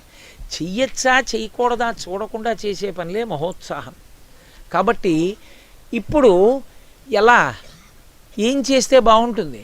పాపం అంశుమంతుడు వెళ్ళిపోయాడు. తర్వాత దిలీపుడు వచ్చాడు. మహానుభావుడు దిలీపుడు. ఆయన చాలా కాలం ఆలోచించాడు. దిలీపుడు రాజ్యం చేశాడు, ఆయన శరీరం వదిలిపెట్టేశాడు. ఆయన గంగని తేలేడు. వంశంలో తర్వాత వాళ్ళు వెళ్ళిపోతున్నారు. గంగా అవతరణం లేదు. కాబట్టి వాళ్ళు దాహంతో అలాగే తిరుగుతున్నారు. ఇప్పుడు భగీరథుడు జన్మించాడు. ఆయన సింహాసనాన్ని మంత్రులకు అప్పజెప్పి బిడ్డలు లేరు ఆయనకి, వంశం లేదు, 2 బెంగలు. అయ్యో ఇక్ష్వాకు వంశం ఆగిపోయింది. 2 పితృదేవతలు చూస్తే అలా తిరుగుతున్నారు దాహంతో. పితృదేవతానుగ్రహం ఉంటే తప్ప వంశం నడవదు. అదో ఇబ్బంది ఉంది మళ్ళీ. అందుకని నేను ఎలాగైనా సగరుల్ని తరింప చెయ్యాలని ఆలోచించాడు. అంటే మనం నిజానికి ఒక్క తద్దినం పెట్టడానికి అలోమని ఏడుస్తాం. నిజంగా పితృకార్యానికి ఎంత జాగ్రత్త ఇచ్చారో, ఎంత జాగ్రత్తగా బతికారో, ధర్మవైక్లభ్యం కలగకుండా దేవతారాధన, పితృదేవతారాధన ఎంత గొప్పగా చేశారో సనాతన ధర్మంలో. అసలు వింటుంటేనే రామాయణం పులకరింతలొచ్చి మనం ఇలా బ్రతకాలన్నమాట అనిపిస్తుంది. కాబట్టి ఇప్పుడు భగీరథుడు గోకర్ణ క్షేత్రానికి వెళ్ళాడు. బొటనవేలు మీద నిలబడి కొన్ని వేల సంవత్సరములు ఊర్ధ్వబాహు పంచతపాహ మాసాహారో జితేంద్రియ తస్య వర్ష సహస్రాణి ఘోరే తపసి తిష్ఠితః ఊర్ధ్వబాహు. ఇలా రెండు చేతులు పైకెత్తి పెట్టి, అదేం తేలికనుకుంటారు, ఇలా పెడితే బాగానే ఉంటుంది, ఓ పావుగంట పెట్టండి తెలుస్తుంది. ఇవన్నీ లాగేస్తాయి. రెండు చేతులు పైకెత్తి పంచాగ్నిహోత్ర తపస్సు చేశాడు. అంటే 4 వైపులా అగ్నిహోత్రాన్ని పెట్టుకుంటారు. కళ్ళు ఇలా సూర్యుడినే చూస్తారు. అంటే అసలు ఆ కళ్ళు ఎంత బడలిపోతాయి. నిలబడింది కాలి బొటన వేలు మీద నిలబడ్డాడు. నెలకి ఒక్కసారి ఆహారం తినేవాడు. అంత ఘోరమైన తపస్సు చేశాడు బ్రహ్మగారి కోసం. అంత గొప్ప తపస్సు చేసి 1000 సంవత్సరములు చేశాడు. చేస్తే ఎవరి కోసం? తన కోసం కాదు, పితృదేవతల్ని తరింప చేయడం కోసం. చతుర్ముఖ బ్రహ్మగారు దేవతలతో కలిసి హంసవాహనం మీద వచ్చాడు. వచ్చి, నాయన ఏం కావాలరా, ఇంత ఘోరమైన తపస్సు చేస్తున్నావు అన్నాడు. మహానుభావ, నాకు 2 కోరికలు. ఒకటి, ఇక్ష్వాకు వంశం ఆగిపోకుండా తంతువుగా నడవాలి. ఎప్పుడూ మా వంశంలో మగపిల్లల కోసం బెంగే, ఇక ముందు ఆ బెంగ ఉండకూడదు, నా వంశం నడవాలి. తథాస్తు, నీకు బిడ్డలు జన్మిస్తారు, ఇక్ష్వాకు వంశం అప్రతిహతంగా నడుస్తుంది. ఇంకేం కావాలి? మా పితృదేవతలు పూర్వం మాకు ముందు పడిపోయిన పితరులు, కనీసం వాళ్ళకి ఉదకం కూడా లేదు, లేక దాహంతో తిరుగుతున్నారు సగరులు 60,000 మంది. వాళ్ళని తరింప చేయడానికి గంగని విడిచిపెట్టు పైనుంచి కిందకన్నాడు. ఆయన అన్నాడు, గంగాయాః పతనం రాజన్ పృథివీన సహిష్యతి తాం వై ధారయితుం శూలినాన్యం పశ్యామి శూలినః నాహం పశ్యామి శూలినః. నాయన, గంగ కానీ ఆకాశంలోంచి కింద పడితే దాన్ని పట్టగలిగిన వాడు లేడు. ఇలా కింద పడిన ఉత్తర క్షణంలో ఈ భూమి అంతా బ్రద్దలైపోతుంది. కాబట్టి గంగని విడిచిపెట్టడం కుదరదు. అది నేను అనుమతించే విషయం కాదు. పైగా ఇంత బాధపడుతున్నావు కాబట్టి నేను ఒక్క విషయం చెప్తాను. ఈ లోకం మొత్తం మీద భూమి దెబ్బతినకుండా గంగని పట్టగలిగిన సమర్థుడు ఒక్కడున్నాడు. పరమశివుడు ఒక్కడే పట్టగలడు. ఆయనని నేను ఆజ్ఞాపించలేను. ఆయన నాకే తండ్రి, నాకే దైవం. నేను ఆయన్ని ఎలా ఆజ్ఞాపిస్తాను? ఆయన్ని వచ్చి చేయమని చెప్తానా? మీరు పట్టండి అంటానా? అనడం కుదరదు. మర్యాద అన్న మాట ఏమిటో రామాయణానికి వారసులు నేర్చుకోవాలి. కొన్ని పనులు ఉంటాయి, కొన్ని పనులు మర్యాద అన్నది, భక్తి అన్నది దాని చేత ప్రకటనమవుతుంది. గురువుగారిని ఇలా తప్పట్లు కొట్టి అన్నారనుకోండి, ఇంకేమిటి మర్యాద? మహాభారతం మీరు చూడండి, ద్రోణాచార్యుల వారు అర్జునుడితో యుద్ధం చేయడానికే వస్తాడు. వస్తే సారథితో అర్జునుడు చెప్తాడు, పొరపాటున కూడా ఆయన రథానికి దగ్గరగా నా రథం పెట్టద్దు. ఎప్పుడూ కూడా ఆయన రథానికి ఎడం వైపు నుంచి నా రథాన్ని తిప్పద్దు. గురువుగారి ఎప్పుడూ ఎడం వైపు ఉండకూడదు. ఆయన పూజనీయుడు కనుక ఆయన ఎప్పుడు నా కుడి భుజం వైపుకే ఉండాలి రథం తిరిగేటప్పుడు. ఆయన ఒక బాణం వేస్తే నేను ఒక బాణమే వేస్తా, ఆయన 2 బాణాలు వేస్తే నేను 2 బాణాలు వేస్తా. ఆయన నన్ను దాటి వెళ్ళిపోవాలి తప్ప పౌరుషంగా ఆయన్ని దాటి నేను వెళ్ళను. చాలా జాగ్రత్త స్మా. గురువుగారు ఎదురుగుండా ఉన్నంతసేపు ఆయన నా నడవడి చేత ప్రీతి చెందేటట్టుగా నడుపు రథాన్ని. అంతేకాని నాకు గాంధీవం చేతిలో ఉందని నీ ఇష్టం వచ్చినట్టు నడిపించకు. నా గురువుకు ఆయుధం అక్కర్లేదు. ఆయన కోపించి చూసి ఒక మాట అంటే చాలు, ఆ స్థితి తేకని చెప్తాడు. పెద్దలతో ప్రవర్తన అంటే అలా ఉంటుంది. గౌరవం అంటే మనకి అందుకే రామాయణ భారత భాగవతాలు జీవనాడి అయ్యాయి. నేర్చుకోవాలి ధర్మం అంటే ఎలా ఉంటుందో, గౌరవం అంటే ఎలా ఉంటుందో తెలుసుకోవాలి. కాబట్టి మహానుభావుడు బ్రహ్మగారు అన్నాడు, నేను శివుణ్ణి ఆదేశించలేనుగా పట్టమని, కానీ నాకు తెలిసినంత వరకు పరమశివుడు తప్ప పట్టగలిగిన వాడు లేడు. ఇక బ్రహ్మగారే ఆ మాట అంటే గంగని పట్టేవాడెవరు? కాబట్టి పరమశివుణ్ణి వేడుకో. ఒకవేళ ఆయన ఒప్పుకున్నాడు అనుకో, ఆయన పట్టుకుంటానంటే నాకేం అభ్యంతరం, వదిలిపెడతాను. ఇప్పుడు మళ్ళీ పరమశివుడు ప్రత్యక్షం అవ్వాలి. ఏం మాటలా? అప్పటికి 1000 ఏళ్ళు బొటనవేలు మీద నిలబడి తపస్సు చేశాడు పంచాగ్నిహోత్రం. వెళ్ళలేదు అంతఃపురానికి.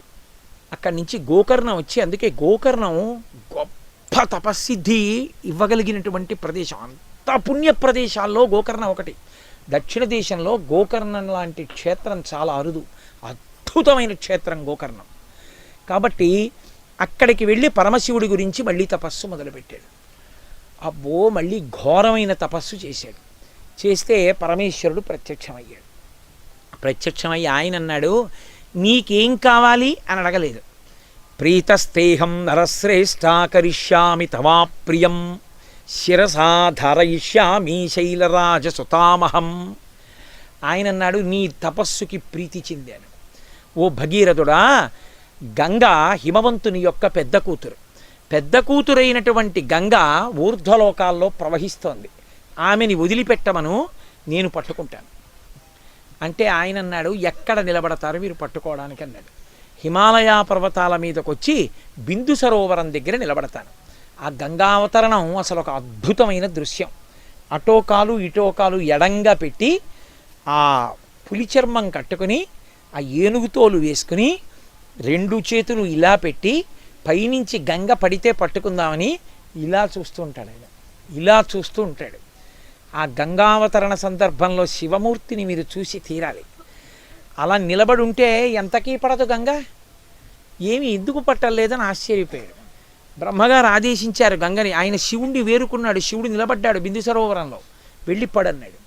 ఆవిడంది వెర్రివాడు, పిచ్చివాడు, తెలియక నిలబడ్డాడు. అలాగా నేను పడితే తట్టుకుంటాడా? ఈడ్చేస్తాను శివుణ్ణి. శివుడితో పాటు భూమిని లాగేస్తా పాతాళానికి. బద్దలైపోతుంది భూమి. నేను పైనుంచి పడితే మొసళ్లతో, రాక్షసులతో, కూర్మాలతో, చేపలతో నేను పైనుంచి పడుతుంటే తడుకులతో, మెరుపులతో మేఘమండలం పడిపోతున్నట్టుంటుంది. అందుకని పట్టుకోలేడు, తెలియక నించున్నాడు. తప్పు, ఉద్ధతితో మాట్లాడుతున్నావు, పైనుంచి కింద పడు అన్నాడు. అంటే గంగ పైనుంచి కింద పడుతూ అనుకుందిట మనసులో, ఏమిటో వెర్రేడేలా నించుని చూస్తున్నాడు.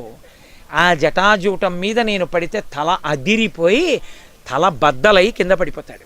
ఈడ్చేస్తాను, నన్ను పట్టుకుంటానని మొనగాళ్ళ నించున్నాడు అనుకుంది. ఆ పైనుంచి కింద పడే ముందు అహంకరించినటువంటి గంగ యొక్క మనసులో ఉన్న భావనని పసిగట్టాడు పరమేశ్వరుడు. ఓహో, నేనే పట్టలేను, నన్నే ఈడుస్తానంటోంది, చూద్దామేమిటో అనుకున్నాడు. అనుకుని జటాజూటాన్ని, ఆయన జటాజూటం అంటే వ్యోమవత్యత్తదేహాయా దక్షిణామూర్తయే నమః. ఆకాశం ఎంత ఉంటుందో అదంతా ఆయన జటాజూటం. పెద్ద జటాజూటాన్ని పెంచాడు. అంతే. గగనా శంకరస్థిత తతోధరణిమాశ్రిత. ఆవిడొచ్చి సాకథం చిన్మహింగంతుం న శక్నోద్యత్నమస్థిత నైవ నిర్గమనం లేభే జటామండలమోహిత. ఆ పైనుంచి మొసళ్లతో, రాక్షసులతో, పెద్ద పెద్ద తాబేళ్లతో, చేపలతో వచ్చి ఆ గంగ తెల్లగా మెరిసిపోతూ జలధారలు ఆయన యొక్క ఆ జటాజూటంలో పడిపోతున్నాయి. కొన్ని సంవత్సరాలు గడిచిపోయింది. తిరుగుతూనే ఉంది జటాజూటంలో. ఎంత వేగంగా తిరిగినా, ఎంత పెరిగిపోతున్నా జలధార, అందులోంచి ఒక చుక్క కూడా పైనుంచి కింద పడలేదు.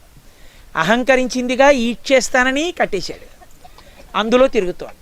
దాన్ని ప్రార్థన చేశాడు రావణాసురుడు.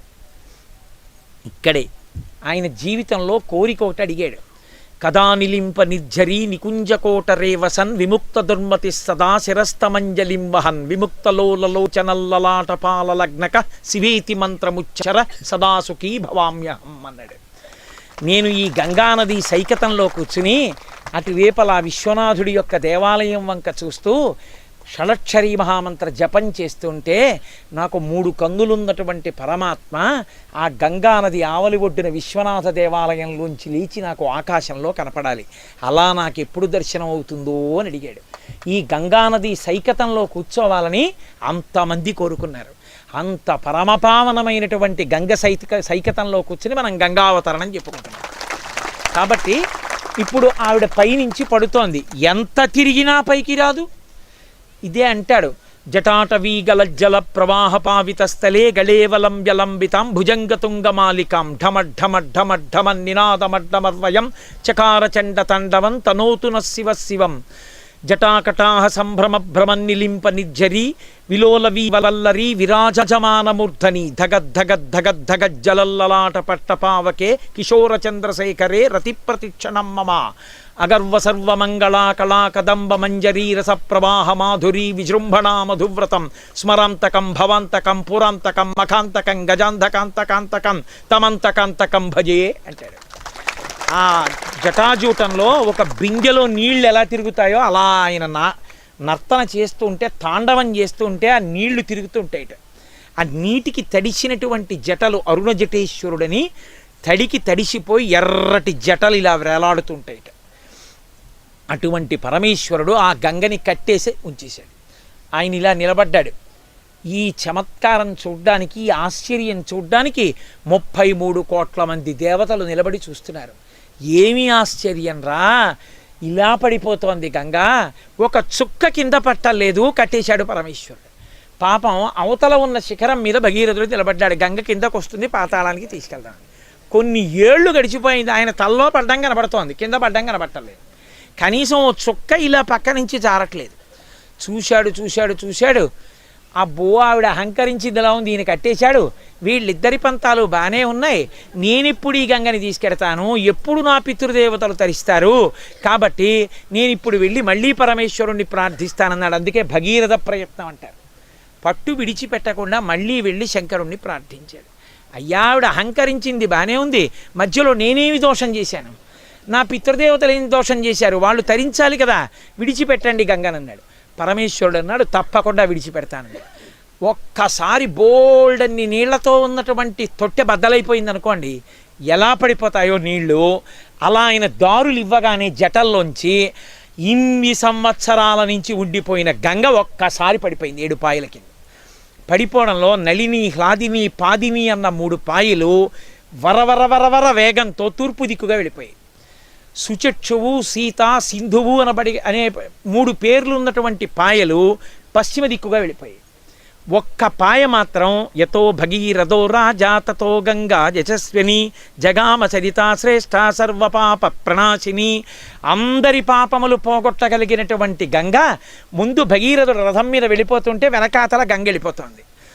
గగనా శంకరస్థిత తతో ధరణిమాశ్రిత వ్యసర్పిత జలంతత్ర తీవ్ర శబ్ద పురస్కృతం. ఆకాశంలోంచి పెద్ద శబ్దం చేస్తూ గంగ ఆయన తల మీద పడి ఆయన శరీరం తడిసిపోతుండగా ఇటు 3 పాయలు ఇటు 3 పాయలు వెళ్ళిపోతూ 7వ పాయ ఆయన పాదాల మించి ఇలా వెళ్ళిపోతుంటే ముందు భగీరథుడు, వెనక గంగ, అందులోంచి పడిపోతున్న మొసళ్ళు, అందులోంచి పడిపోతున్నటువంటి కూర్మాలు, అందులోంచి పడిపోతున్న చేపలు నెరిసిపోతుంటే తత్ర దేవర్షి గంధర్వాహ వసుధా తలవాసిన భవాంగపతితంతో యం పవిత్రమితి పస్పృశు. దాని కింద తల పెట్టలేక, అయ్య బాబోయ్ దేవగంగ నేల మీద పడుతోంది, మన అదృష్టం రా, ఈ గంగలో స్నానం చేస్తే పాపాలు పోతాయని ఓహో లోకంలో ఉన్న వాళ్ళందరూ గంగలో స్నానం చేసి పాపాలు పోగొట్టుకుని ఊర్ధ్వలోకాలకు వెళ్ళిపోతున్నాడు. ఊర్ధ్వలోకాల్లో ఉన్న వాళ్ళు మళ్ళీ స్థిర నివాసం కలగాలని చెప్పి గబగబా వచ్చి గంగలో మునిగేస్తున్నారు. ఓ పక్క దేవతలు, యక్షులు, గంధర్వులు, కిన్నెరులు, కింపురుషులు, అప్సరసలు అందరూ పైనుంచి కిందకి దిగొచ్చేశారు. అపురూపమైనటువంటి దృశ్యం, పైనుంచి పడుతున్న గంగ శివుడి శరీరానికి తగిలి జారిపోతోంది. ఆ ముందు భగీరథుడు, ఆయనతో పాయ వెళ్ళిపోతోంది. అందులో ఇన్ని జలచరములతో గంగ వెళ్ళిపోతుంటే పెద్ద శబ్దం, ఒక చోట వంకర తిరుగుతోంది, ఓ చోట పెద్ద శబ్దంతో నేల కొట్టుకుని పైకి లేస్తోంది, ఓ చోట తిన్నగా వెళ్ళిపోతోంది, ఒక చోట భూమి మీదకి వచ్చి ఆదిశేషుడు పడుకున్నాడా అన్నట్టుగా మెలికలు తిరుగుతూ వెళ్ళిపోతోంది, ఒక చోట నిశ్శబ్దంగా ఏమీ తెలియదల్లా నిశ్చలంగా ప్రవహిస్తోంది, ఒక్కొక్క చోట భూమి ఒడ్డుని ఒరుసుకుంటూ బద్దలు కొట్టుకుంటూ వెళ్ళిపోతోంది. ఇన్ని ధనులు చేస్తూ ఇన్ని రకాల జలచరాలతో వెళ్ళిపోతుంటే పైనుంచి కింద పడిపోయేవాళ్ళు అందులో స్నానం చేసి పైకి వెళ్ళిపోతున్నారు. గబగబా ఎక్కడెక్కడి వాళ్ళు వచ్చి ఆ గంగలో స్నానం చేసి పాపాలు పోగొట్టుకుని పైకి వెళ్ళిపోతున్నారు. రంగతుంగ తరంగ సంఘములతో రంజిల్లు ఘోషంబుతో బంగారంబగు పొంగుతో నురగతో పువ్వాట తుంపర్లతో భంగుల్ సల్పుచు జంఘలించు తన భోభాగము నుండి జారన్ గంగమ్మను దల్చితే శరమునన్ రంజిల్లుతున్ శంకర.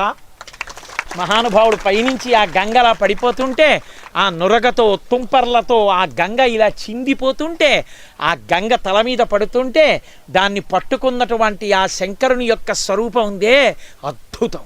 ఈశ్వర అటువంటి నువ్వు నన్ను కాపాడు అంటారు. కాబట్టి ఆయన తడిసిపోతుంటే నీరు అలా వెళ్ళిపోతుంటే భగీరథుడు ఆ గంగని ఎంతో సంతోషంగా తీసుకెళ్ళిపోతున్నాడు. ఇంత పెద్ద ప్రవాహము భగీరథుని యొక్క రథాన్ని అనుసరించి వెళ్ళిపోతుంటే తీరా అంత దూరం వెళ్ళేటప్పటికీ అక్కడ జహ్ను మహర్షి యజ్ఞం చేస్తున్నారు. ఆ యజ్ఞవాటాన్ని ముంచెత్తేటప్పటికి ఒక్కసారి యజ్ఞవాటం అంతా కొట్టుకుపోయింది. చూశారు మహర్షి, ఎంత అహంకారం, గంగా వచ్చి నా యజ్ఞవాటాన్ని ముంచెత్తుతావా అని ఒక్కసారి ఆచమనం చేశారు. ఇప్పటి వరకు ఆకాశంలోంచి పడుతూ అంత ఉద్ధృతితో ప్రవహించి వచ్చినట్లుగా కనపడిన గంగ పక్కన రథాల మీద దేవతలు, యక్షులు, గంధర్వులు, కిన్నెరులు, కింపురుషులు, అప్సరసలు ఓహో నాట్యం చేసుకుంటూ పాటలు పాడుకుంటూ ఇక మాకు గొడవ లేదు, గంగ వచ్చేసిందని సంతోషపడిపోయి పెడుతున్న వాళ్ళందరూ తెల్లబోయి ఆగిపోయారు. ఎక్కడా లేదు గంగ, ఇసుక పర్ర. అరే ఏమైపోయింది అన్నారు జహ్ను మహర్షి. తాగేశాడు. చూశాడు భగీరథుడు, వెనకాల చప్పుడు లేదు. ఏమైపోయిందని చూశాడు, చుక్క గంగ లేదు. రథం దిగి ఏమైందని అడిగాడు. జహ్ను మహర్షి తాగేశారు, యజ్ఞవాటాన్ని ముంచెత్తిందన్నాడు. అప్పుడు మళ్ళీ వెళ్ళి ఆయన యొక్క కాళ్ళ మీద పడి, మహానుభావా, నా పితరులు ఎప్పుడో పడిపోయారు, దాహంతో అల్లాడుతున్నారు, ఊర్ధ్వలోకవాసం లేదు, వాళ్ళని తరింప చేయడానికి తెచ్చుకున్నాను గంగని, నా ఎందు దయతో విడిచిపెట్టవయ్యా, అది ప్రవాహం కాబట్టి దానికి ఉన్న లక్షణం ముంచెత్తింది, వదిలిపెట్టమన్నాడు. అయ్యో ఇంత బాధపడ్డావా, సరే ఇంత ప్రయత్నం చేశానంటున్నావు కాబట్టి నీ మీద ప్రేమతో వదిలేస్తున్నాను అన్నాడు. తస్మాజ్జహ్నుసుతా గంగా ప్రోచ్యతే జాహ్నవీతి చ జగామచ పునర్గంగా భగీరథ రథానుగా. నా కుడి చెవిలోంచి వదిలిపెట్టేస్తున్నానది తాగేసిన గంగనంతటినీ కుడి చెవిలోంచి వదిలేశాడు.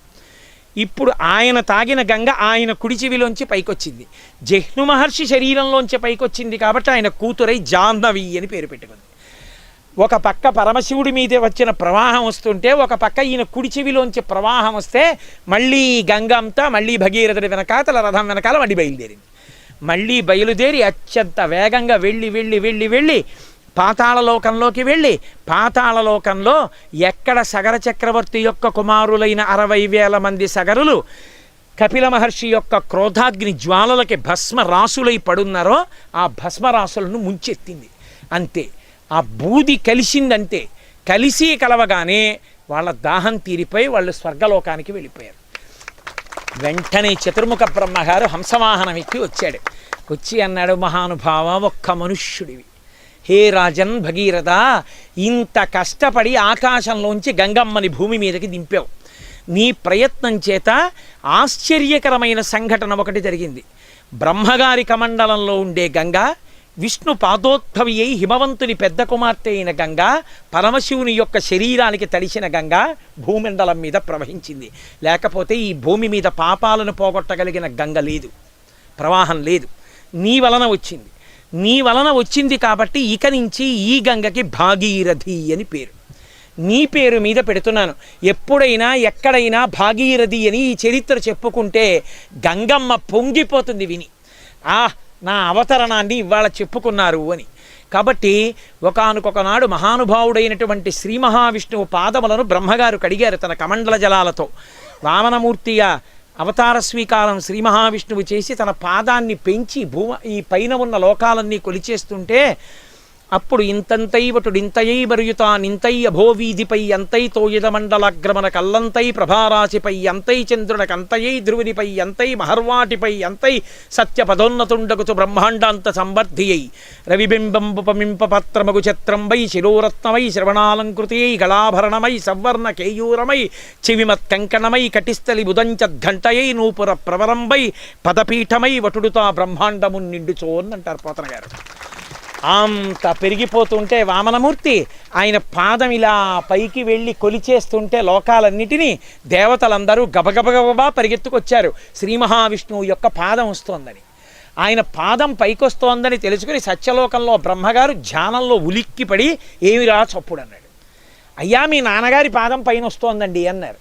నాన్నగారి పాదం వస్తోందంటే నాన్నగారు వస్తున్నారు, కొడుకు ఏం చేయాలి, గబగబా చెంబు పట్టుకుని వెళ్ళి నీరు కాళ్ళు కడగాలి తండ్రికి. అయ్యబాబోయ్ మా నాన్నగారు వస్తున్నారా అని బ్రహ్మగారు గబగబా కమండలం పట్టుకుని పైకి వచ్చాడు. బ్రాహ్మణుడు ఎక్కడికన్నా వెడితే కమండలం పట్టుకుని వెళ్ళాలి. భోజనానికి వెడితే చేతులు ఊపుకుంటూ వెళ్ళకూడదు, బ్రాహ్మణుడు చేతిలో జలపాత్ర పట్టుకుని వెళ్ళాలి. అందుకని బ్రహ్మగారు బ్రాహ్మణుడు కాబట్టి ఆయన లోకానికి ధర్మం నేర్పాడు. కమండలం పట్టుకుని పైకి వచ్చాడు. పైకి వచ్చేటప్పటికి తండ్రి గారి పాదం వస్తోంది. చూశాడు, ఓ నన్ను కన్న తండ్రి శ్రీమన్నారాయణుడు మా నాన్నగారి పాదం చూశాడు. తన పుట్టిల్లెదె పొమ్మటంచునజుడుం తన్నాభిపంకేరుహంబు నిరీక్షించి నటించి ఉన్నత పదంబున్గాంచి తత్పాదశేతనముంచేస కమండలూదకములం చల్లించి తత్తోయముల్ వినివీధిన్ ప్రవహించదేవనదిగా విశ్వాత్ను కీర్తిప్రభన్. ఆనాడు బ్రహ్మగారు తన కమండల జలాల్ని శ్రీమన్నారాయణ పాదముల మీద పోసి కడిగాడు. కడిగితే ఆయన పాదోద్భవి అయి ఆయన కాళ్ళు కడిగిన జలాలు దేవగంగగా హిమవంతుని యొక్క పెద్ద కుమార్తెగా ప్రవహించాయి.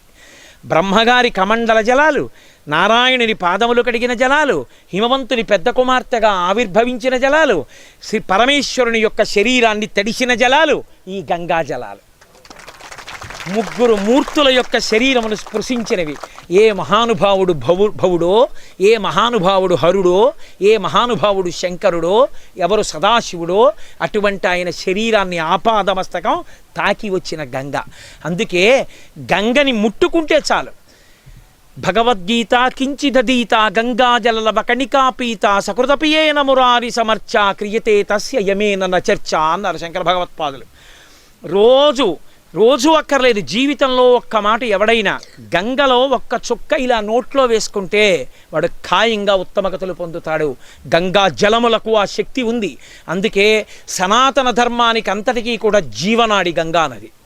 వేదంలో స్మృతులు ఒక మాట చెప్తాయి, మిగిలిన నదులలో మజ్జనము చేస్తే, అంటే తలముంచి స్నానం చేస్తే ఫలితం. గంగానది విషయంలో స్నానం వరకు కూడా వెళ్ళక్కర్లేదు. స్నానానికి కూడా రాలేకపోతున్నానే అన్న ఆర్తి ఉన్నవాడు గంగానది గంగానది గంగానది అన్నాడు అనుకోండి, వాడికి గంగానది స్నాన ఫలితం వేసేస్తారు. అందుకే సనాతన ధర్మంలో ఇప్పటికీ కూడా స్నానం చేస్తే ఆ నీళ్లు నేను పంపులో పట్టుకున్న నీళ్లు స్నానం చేస్తున్నానని చేయరు. మొదటి పేరు ఎవరిది అంటే గంగమ్మది. గంగే చ యమునే చైవ గోదావరి సరస్వతి నర్మదే సింధు కావేర్యౌ జలేస్మిన్ సన్నిధింకురు. లోకంలో 2 గంగలు ఉన్నాయి. ఒకటి మీద పోసుకుంటే పవిత్రం చేసేది, ఒకటి చెవిలో కెడితే పవిత్రం చేసేది. మీద పోసుకుంటే పవిత్రం చేయగలిగిన గంగ ఈ గంగ. చెవిలో కెడితే పవిత్రం చేయగలిగిన గంగ శంకర భగవత్పాదుల నోటి నుంచి వచ్చిన మాట. అది గంగ, ఇది గంగ. కాబట్టి మహానుభావుడైనటువంటి ఆ పరమేశ్వరుడి శరీరానికి తాకి వచ్చిన గంగ.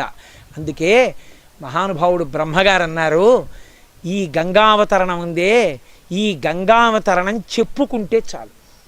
ఇదమాఖ్యానమవ్యగ్రో గంగావతరణం శుభం. ఎక్కడైనా సరే కూర్చుని గంగావతరణాన్ని వింటే, ఇక గంగ ఒడ్డునే వింటే, గంగని చూస్తూ వింటే, కాశీపట్టణంలో వింటే ఇక దానికి ఫలితం ఎవడు చెప్పగలడు? కాబట్టి ఇదమాఖ్యానమవ్యగ్రో, కోపం లేకుండా, క్రోధం లేకుండా, మనసులో అక్కసు పెట్టుకోకుండా, వీడి చెప్పడం మనం వినమా అనుకోకుండా, వీడి అసాధ్యం కూడా వీడి చెప్తే వినవలసి వచ్చింది అని ఏడుస్తూ వినకుండా పరమ పవిత్రమైన హృదయంతో వింటే ఇదమాఖ్యానమవ్యగ్రో గంగావతరణం శుభం. ఆ గంగావతరణాన్ని ఎవడైతే విన్నాడో అటువంటి వాడికి సమస్తమైనటువంటి పాపములు నశించిపోయి వాడి సర్వాన్ కామానవాప్నుయాత్. ఆయనకు ఏ ఉత్తమమైన కోరికలున్నాయో ఆ కోరికలన్నీ తీరుతాయి. సరికదా? ధన్యం యశస్యమాయుష్యం.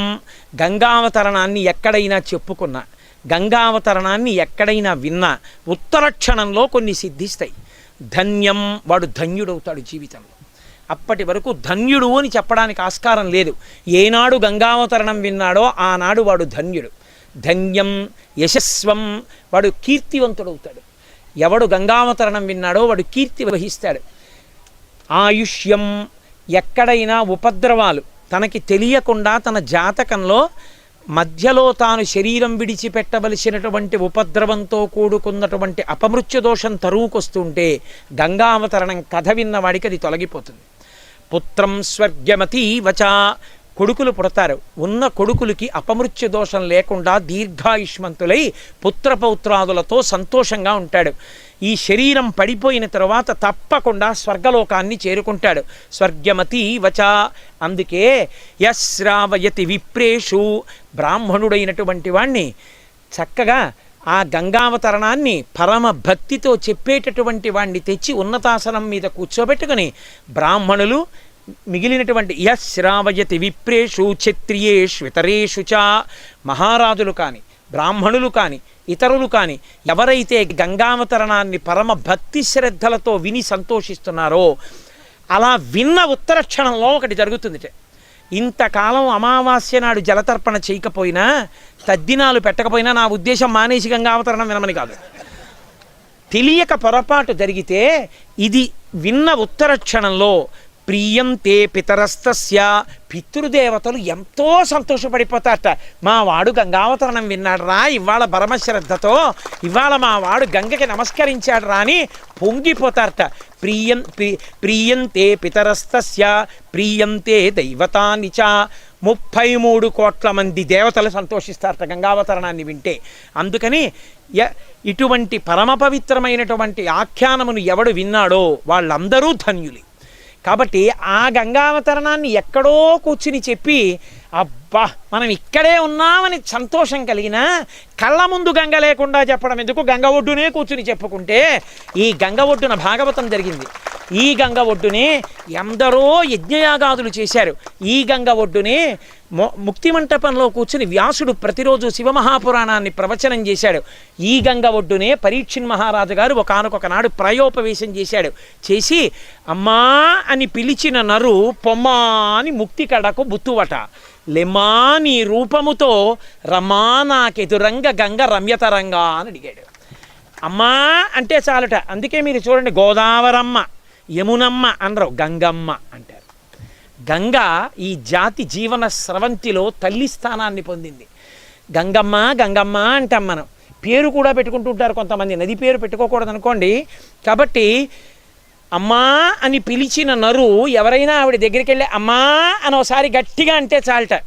వెంటనే ఆవిడందుట పొమ్మా అని ముక్తి కడకు బుత్తువట. పోరా ఇచ్చేశాను, పాపాలన్నీ నేను తీసేసుకున్నానులే అని మోక్షానికి పంపించేస్తుందట. పొమ్మా అని ముక్తి కడకు బుత్తువట. లిమ్మా నీ రూపముతో మా నీటి ప్రవాహంగా చూస్తున్నాను, ఒక్కసారి నీ రూపంతో పైకి లేవా. హరిద్వార్లో ఉంటుంది మొసలి మీద కూర్చుని తల్లి. ఎంత గొప్పగా ఉంటుందో ఆ మూర్తి. నేను ప్రత్యేకం అద్భుతమైన ఆ మూర్తి రూపాన్ని తెప్పించుకుని మా ఇంట్లో పెట్టుకున్నాను కూడా. అప్పుడప్పుడు చూసి సంతోషిస్తూ ఉంటాను. కాబట్టి ఆ తల్లి లెమ్మా నీ రూపముతో రమ్మా నాకెదురంగ గంగ రమ్యతరంగ. ఒక్కసారి ఆ రమ్యతరంగములు కలిగిన తల్లి ఒక్కసారి లేచి రావా నాకు ఎదురుగుండా అని అడుగుతారు. మనకి శాస్త్రంలో ఒక మాట చెప్తారు, గంగా నది గంగా నది గంగా నది ఎనుచు రే పడక మేల్కొనుచో గంగ నుతియించు నెవ్వడు భంగించునతని సమస్త పాపక చెయ్యమున్. ఎవరైనా సరే నిద్ర లేవగానే మంచం మించి కాలు కింద పెట్టే ముందు గంగా నది గంగా నది గంగా నది అన్నాడు అనుకోండి, ముందు లేస్తుండగానే కళ్ళు తెరుస్తూ 3 మాటలు శ్రీహరి శ్రీహరి శ్రీహరి అనాలి. రాత్రి నిద్రపోయే ముందు శివా శివా శివా అనాలి. నిద్ర లేచి కాలు కింద పెట్టే ముందు గంగానది గంగానది గంగానది అన్నాడు అనుకోండి నోటితో, వాడు లేచి తిరుగుతూ అప్పుడప్పుడు గంగా గంగా గంగా అంటున్నాడు అనుకోండి, అలా గంగానది గంగానది గంగానది ఎనుచు రేపడక మేల్కొనుచో గంగ నుతిగించునేవాడు. ఎవడు ఆ గంగని ఓసారి తలుచుకుంటూ ఉంటాడో, అంటే మనసులో ప్రేమ చేత గంగానది గంగానది గంగానది అంటాడో, నేను ఇవాళ నిద్రలేస్తూ శ్రీహరి శ్రీహరి శ్రీహరి అంటాను. రోజు అది అలవాటు ఎప్పటి నుంచో నాకు. 3 మాటలు అని దిగి భూమికి నమస్కారం చేస్తాను, కిందపడి మా గురువు గారికి నమస్కారం చేసి అప్పుడు ఇతర పనులు. అందుకని లేచి మా గురువుగారికి నమస్కారం చేస్తూ కాశీ కాశీ కాశీ అన్నాను. విశ్వనాథ విశ్వనాథ విశ్వనాథ అని. కాశీలో ఉన్నాను కదా అని గుర్తొచ్చి పొంగు కాశీ కాశీ కాశీ విశ్వనాథ విశ్వనాథ విశ్వనాథ అన్నాను. అంటే మా ఆవిడ వెనక నుంచి వచ్చి గంగానది గంగానది గంగానది అని. ఓహో ఇవాళ గంగావతరణం కదా, నేనన్నా మర్చిపోయానేమో కానీ దీని పొంగిని మర్చిపోలేదు అనుకున్నాను అని ఆ సంతోషం పుణికిపుచ్చుకుని నేను కూడా గంగానది గంగానది గంగానది అన్నాను. మర్చిపోయావేమో, నిన్న చేసాం స్నానం, మణికర్ణిక మణికర్ణిక మణికర్ణిక అంది. నేను మళ్ళీ మణికర్ణిక మణికర్ణిక మణికర్ణిక అన్నాను. అందుకని గంగానది గంగానది గంగానది ఎనుచు రేపడక మేల్కొనుచో, రాత్రి పడుకోబోయే ముందు ఒక్కసారి గంగానది గంగానది గంగానది గంగమ్మ గంగమ్మ గంగమ్మ అని ఒకసారి ఆ ప్రవాహాన్ని గుర్తు తెచ్చుకుని నిద్ర లేచేటప్పుడు మళ్ళీ గంగమ్మ గంగమ్మ గంగమ్మ అని ఎవడంటూ ఉంటాడో అటువంటి వాడు తెలియక వాడి వలన మహాపాతకము జరిగినా నశించిపోతుంది. గంగని స్మరించినంత మాత్రం చేత అంత శక్తి. అందుకే గంగ స్నానం ఎక్కడో ఉండి పరమ పవిత్రంగా గంగని ఎప్పుడు ఎవడు భావన చేస్తూ ఉంటాడో, గంగమ్మ మూర్తిని పెట్టుకొని చూసి మురిసిపోతూ ఉంటాడో, గంగని తలుచుకొని ఎప్పుడు స్నానం చేస్తానా అని అనుకుంటూ ఉంటాడో వాడికి ఆ క్షణంలోనే గంగా స్నాన ఫలితం వేసేస్తారు. అంత గొప్ప నది, మొత్తం నదుల మీద గంగ ఒక్కతే. అందుకే గంగా నదికి త్రిపథగా అని పేరు. 3 లోకములలో ప్రవహించిన ఏకైక నది గంగా నది. స్వర్గలోకంలో ప్రవహిస్తుంది, భూలోకంలో ప్రవహిస్తుంది, పాతాళంలో సగరుల యొక్క బూది కుప్పల్ని ముంచెత్తింది. 3 లోకముల యందు ప్రవహించింది కాబట్టి త్రిపథగా అని పేరు. ఇంత గొప్ప గంగానది కాశీపట్టణం దగ్గరికి వచ్చేటప్పటికి ఒక చమత్కారం చేస్తుంది. కాశీపట్టణానికి అంతటికీ ఒక మణిహారం వేసుకున్నట్టుగా సాలంకృత గంగయా, కాశీపట్టణం కాశీధన్యతమా విముక్తి నగరి సాలంకృత గంగయా, కాశీపట్టణం మెళ్ళలో వేసుకున్న హారంలా మెరుస్తుంటుంది. అటువంటి గంగ ఆవిడ వైభవం ఏమిటంటే, బతికున్న నాళ్ళు ఎన్ని తప్పులు చేసిన వాడైనా శవానికి గంగస్పర్శ తగిలినా చాలు అన్నారు. వాడు బతికుండగా చేయలేదు, శవానికి గంగ స్పర్శ తగిలింది, వెంటనే వాడి జీవుణ్ణి ఉద్ధరిస్తారు. ఏ జీవుడు ఆ శరీరంలోంచి వెళ్ళాడో ఆ జీవుణ్ణి ఉద్ధరిస్తారు. శరీరం విడిచిపెట్టిన తర్వాత కొడుకేమైనా చెయ్యాలి తప్ప ఇక ఆ శరీరానికి తగిలితే ఉద్ధరణ ఎక్కడా లేదు, ఒక్క గంగకే ఉంది. గంగమ్మ గంగమ్మే శాస్త్రంలో. అందుకే గంగానదికి స్వయంగా ఒక శక్తి ఉంది. తనంత తాను శ్రీమన్నారాయణమూర్తికి ఏ శక్తి ఉందో గంగానదికి ఆ శక్తి ఉంది. అందుకే అత్యంత వినయంతో నేను త్రికరణ శుద్ధిగా నిన్ను అడుగుతున్నానమ్మా అని అడగాలి. అందుకే గంగలో స్నానం చేసే ముందు తప్పకుండా శ్లోకం చెప్పి నమస్కారం చెయ్యండి అంటారు పెద్దలు. గంగ దగ్గరికి వచ్చినప్పుడు ఇలా పెట్టి తలకి ఇలా తగలకూడదు, తగలకుండా ఇలా తల మీదకి ఎత్తి చేతులు పట్టుకుని గంగమ్మ వంక చూసి చెప్తారు. మొన్న మనం గంగా స్నానం చేసినప్పుడు చెప్పాం, గంగాజాహ్నవి శంభు సంగమిళితే మౌళౌ నిధాయాంజలిం. అమ్మా, నా తల మీద చేతులు పెట్టి నమస్కరిస్తూ నిన్ను అడుగుతున్నాను. నిజమే, జీవితంలో ఎన్నో దోషాలు చేశాను, ఇప్పుడు నీ వైభవం ఏమిటో నాకు అర్థమైంది. అమ్మా, నీ అనుగ్రహంతోనే వచ్చాను. నీ ఒడ్డున నిలబడి నిన్నొక్క ప్రార్థన చేస్తున్నాను. ఏమిటో తెలుసా అమ్మా? నీ త్వత్తీరే వపుషోవసాన సమయే నారాయణంఘ్రిద్వయం. నాకు అదృష్టం ఉందా? ఎప్పటికైనా నా ప్రాణం పోయే ముందు నేను మళ్ళీ నీ తీరంలోనే కూర్చుని ఉండాలి. నీ తీరంలో కూర్చుని నీ వంక చూస్తూ శ్రీమన్నారాయణుని యొక్క పాదపద్మములు నా తల మీద పెట్టుకుని ఉన్నట్టుగా నేను భావన చెయ్యాలి. నారాయణాంఘ్రిద్వయం సానందం స్మరతో భవిష్యతి మమ ప్రాణ ప్రయాణోత్సవే. నా ప్రాణములు శరీరమును విడిచిపెట్టి పైకి లేచిపోతుంటే నేను దాన్ని ఉత్సవంగా ఎంతో సంతోషంగా అమ్మయ్యా చేరిపోతున్నాను, గంగ నా ఎదురుగుండా ఉంది, నన్ను ఎందుకు దరితేచ్చదని అమ్మా నీ వంక చూస్తూ శ్రీమన్నారాయణది పాదపద్మములు తల మీద పెట్టుకుని భూయాద్భక్తిరవిచ్యుతా హరిహరద్వైతాత్మికా శాశ్వతి. శివకేశవుల మధ్య భేదము నా జీవితంలో ఒక్క క్షణం కూడా ఉండకూడదు.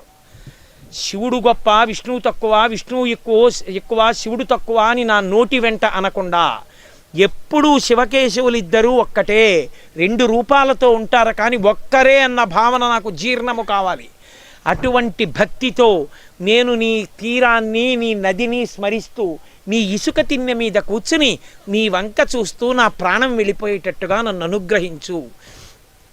ప్రాణం పోయేటప్పుట ఇక ప్రాణం వెళ్ళిపోతోంది అని తెలిసిపోయినవాడు ఆఖరి స్మరణల దగ్గరికి వచ్చేస్తున్నాయి, ఊపిరి అందట్లేదన్నప్పుడు నిర్భయంగా కళ్ళు మూసుకొని కాశీయాత్ర చేసొచ్చాడు కాబట్టి గంగానదీ ప్రవాహాన్ని ఒక్కసారి తలుచుకుని ఆ గంగానదీ ప్రవాహాన్ని మనసులో అలా ధ్యానం చేస్తుండగా వెళ్ళిపోతే వాడు మోక్షమునకు వెళ్ళిపోతాడు. ఎందుకంటే వాడు గంగ స్నానం చేసి ఒడ్డున కూర్చుని శ్రీమన్నారాయణ పాదపద్మములు తల మీద పెట్టుకున్నంత ఫలితం వస్తుంది. అందుకే ఈ ప్రార్థన ఇతర నదులకు లేదు, ఒక్క గంగానదికే ఉంది. అంత గొప్ప గంగ. అటువంటి గంగ ఒడ్డున ఇవాళ ఈ ఇసుక తిన్నె మీద కూర్చుని ఇంతమంది ఇన్ని చేశారు. హరిశ్చంద్రుడు మహానుభావుడు ఇక్కడే, ముత్తుస్వామి దీక్షితారు ఇక్కడే. మీకు ఎక్కడో నేను ఆ విశేషాలన్నీ చెప్తాను, మళ్ళీ చీకటి పడితే ఇబ్బంది పడతాం కాబట్టి.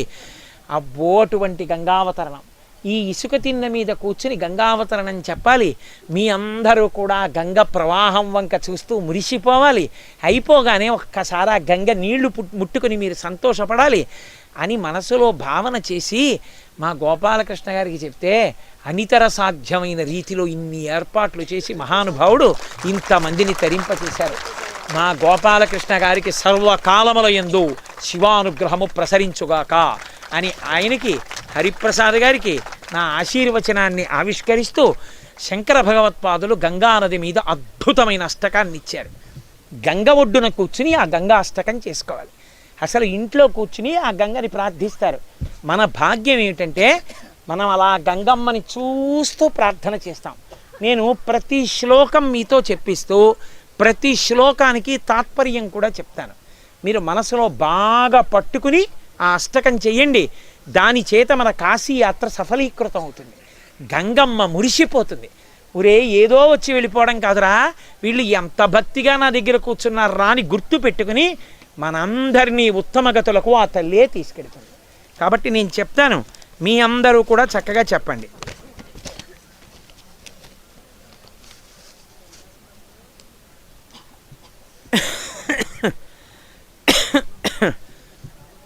ఈ శ్లోకంలో శంకర భగవత్పాదులు అంటారు, అమ్మా నువ్వు భగవతివి, నీవు పూలదండగా మారి గంగానది శివుని శిరస్సు మీద ఉంటుందిగా, ధ్యానమునందు చూసేవాడికి ఎలా కనపడుతుందంటేట తెల్లని పూలదండ శివుని యొక్క జటాజూటం మీద వేసుకున్నట్టుగా ఉంటుందిట. అలా కనపడే ఓ తల్లి, పొరపాటునైనా సరే నీలో స్నానం చేయడం, నీ నీళ్లు తాగడం అలా విడిచిపెట్టు. నీ నీటి బిందువు కానీ ఎవడికైనా తగిలిందో, వాడు ప్రయత్నం చేయలేదు, వాడు స్నానం చేద్దాం అనుకోలేదు, వాడేం ప్రార్థన చేయలేదు, ఏదో అనుకోకుండా కాకతాళీయంగా గంగ నీటి బిందువు వాడిని తగిలింది. ఇప్పుడు వాడికి ఏమిస్తారోట తెలుసా? వాడి ప్రయత్నం చెయ్యకపోయినా గంగ బిందువు వాడికి తగిలింది కాబట్టి వాడు ఈ శరీరం విడిచిపెట్టగానే స్వర్గలోకానికి వెళ్ళగానే అలిసిపోయి వచ్చారా అని దేవకాంతలు ఒళ్ళో పడుకోబెట్టుకుని మిగిలిన దేవకాంతలు నిలబడి వింజామరలు ఇస్తారట. అంత గొప్పది గంగ ఫలితం ఏమిటో మొదటి శ్లోకం అది. ఇప్పుడు అమ్మకి నమస్కారం చేసి శ్లోకం చెప్పండి. భగవతి భవలీలా మౌళిమాలే తవాంభః కణమణు పరిమాణం. కణమణు పరిమాణం అంటే చిన్న బిందువు. ప్రాణినో ఏ స్పృశంతి, వాడేం ప్రయత్నం చేయలేరు, వాడికి తగిలింది ఆ నీటి బిందువు, గంగ నీటి బిందువు తగిలింది. అమరనగర నారీ, అమరలోకంలో ఉండేటటువంటి కాంతలు చామరగ్రాహిణీనాం, అయ్యో అలిసిపోయి మా లోకానికి వచ్చావా అని వాడికి ఒకప్పుడు నీటి బిందువు గంగ తగిలింది కాబట్టి వాడిని ఒళ్ళో పడుకోబెట్టుకుంటారట. ఎవరికి కావాలండి?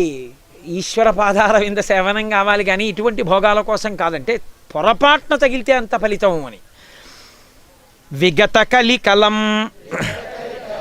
కాంతాంకమంకే లుఠంతి.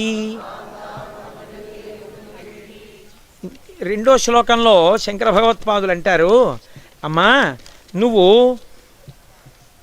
పైనుంచి కింద పడుతున్నప్పుడు ఈ బ్రహ్మాండమంతా బద్దలైపోయినటువంటి చప్పుడు వచ్చింది గంగావతరణం జరిగిన రోజున. అంత చప్పుడుతో కింద పడినటువంటి నువ్వు పెద్ద పెద్ద పర్వతాల మీద పడి ప్రవహిస్తుంటే గండ్లశిలలు జారి కింద పడిపోతుంటాయి. అంత ఉత్తుంగ తరంగాలతో ప్రవహించే నువ్వు ఇక్కడికి వచ్చేటప్పటికీ నా పతిదేవుడు విశ్వనాథుడు ఉన్నాడని అత్యంత అణకువతో అందరూ పిల్లలు స్నానం చెయ్యడానికి వీలుగా మెల్లగా ప్రవహించి పెడతావు. ఇక్కడికి వచ్చేటప్పటికి నువ్వు పెద్ద ముత్తైదువ, భర్తగారు ఉన్నారు అక్కడే, అందుకని గబగబా చప్పుడు చేయదు, చాలా చక్క మెల్లగా వెడుతుంది పిల్లలు స్నానం చేయడానికి. హరిద్వార్ వెళ్ళేటప్పటికి బాలా త్రిపుర సుందరి, ఓ ఎంత జరో ఇనప గొలుసులు పట్టుకుంటే కానీ లోపలికి దిగరా. ఇక్కడికి వచ్చేటప్పటికి పెద్ద ముత్తైదువ. శంకరుల భావన ఎంత గొప్పగా అన్నారో చూడండి. బ్రహ్మాండమును ముక్కలు చేస్తూ శివ జటాజూటమునకు అలంకృతమైన ఓ గంగా, అంత గొప్పగా వెళ్ళి మమ్మల్ని పవిత్రం చేస్తావు. బ్రహ్మాండం ఖండయంతి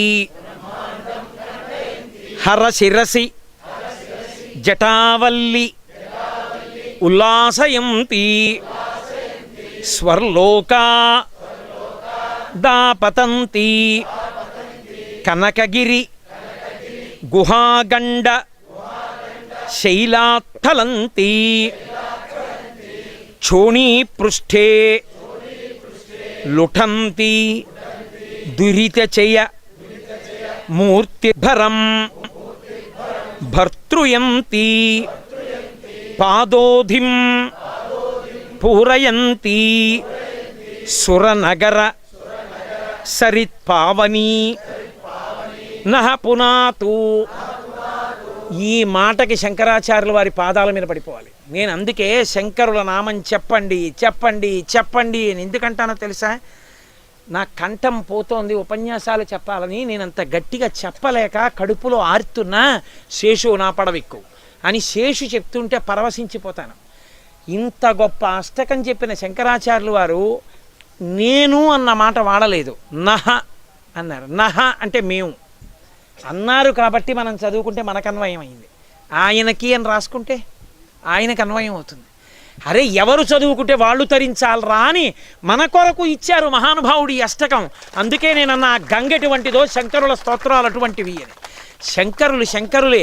ఆయన్ని తలుచుకుని నమస్కరించని జన్మ కృతజ్ఞ జన్మ. కాబట్టి పాదోధిం పూరయంతి సురనగర సరిత్పావని నహ పునాతు. నహ అంటే మమ్మల్ని. తర్వాత అంటారు, అమ్మా నీ నదీ జలాలకుండే గొప్పతనం ఏమిటో తెలుసా? ఇక్కడికి వచ్చి ఏనుగులు స్నానం చేస్తుంటాయి. ఏనుగులు స్నానం చేస్తే ఏనుగుల కుంభస్థలాల మీద ఉండేటటువంటి మదజలములు నీ నీటిలో ప్రవేశిస్తాయి. వాటి కోసమని తుమ్మెదలు తిరుగుతుంటాయి. సద్బ్రాహ్మణులు నీ ఒడ్డున కూర్చుని జపం చేసుకుని సంధ్యావందనాది కార్యక్రమాలు చేసి జలాలు విడిచిపెడతారు. మంత్రపూరితమైనటువంటి పరమ పవిత్రమైన జలాలు. నిరంతరము భగవదుపాసన చేసేటటువంటి వ్యక్తులు వచ్చి నీలో మునుగుతారు. మునిగినప్పుడు వాళ్ళ శరీరంలో ఉండే తేజస్సు నీలోకి ప్రవేశిస్తుంది. ఆ నీరు వాలుగా వచ్చి కింద ఉన్న వాళ్ళ మించి వెడుతుంది.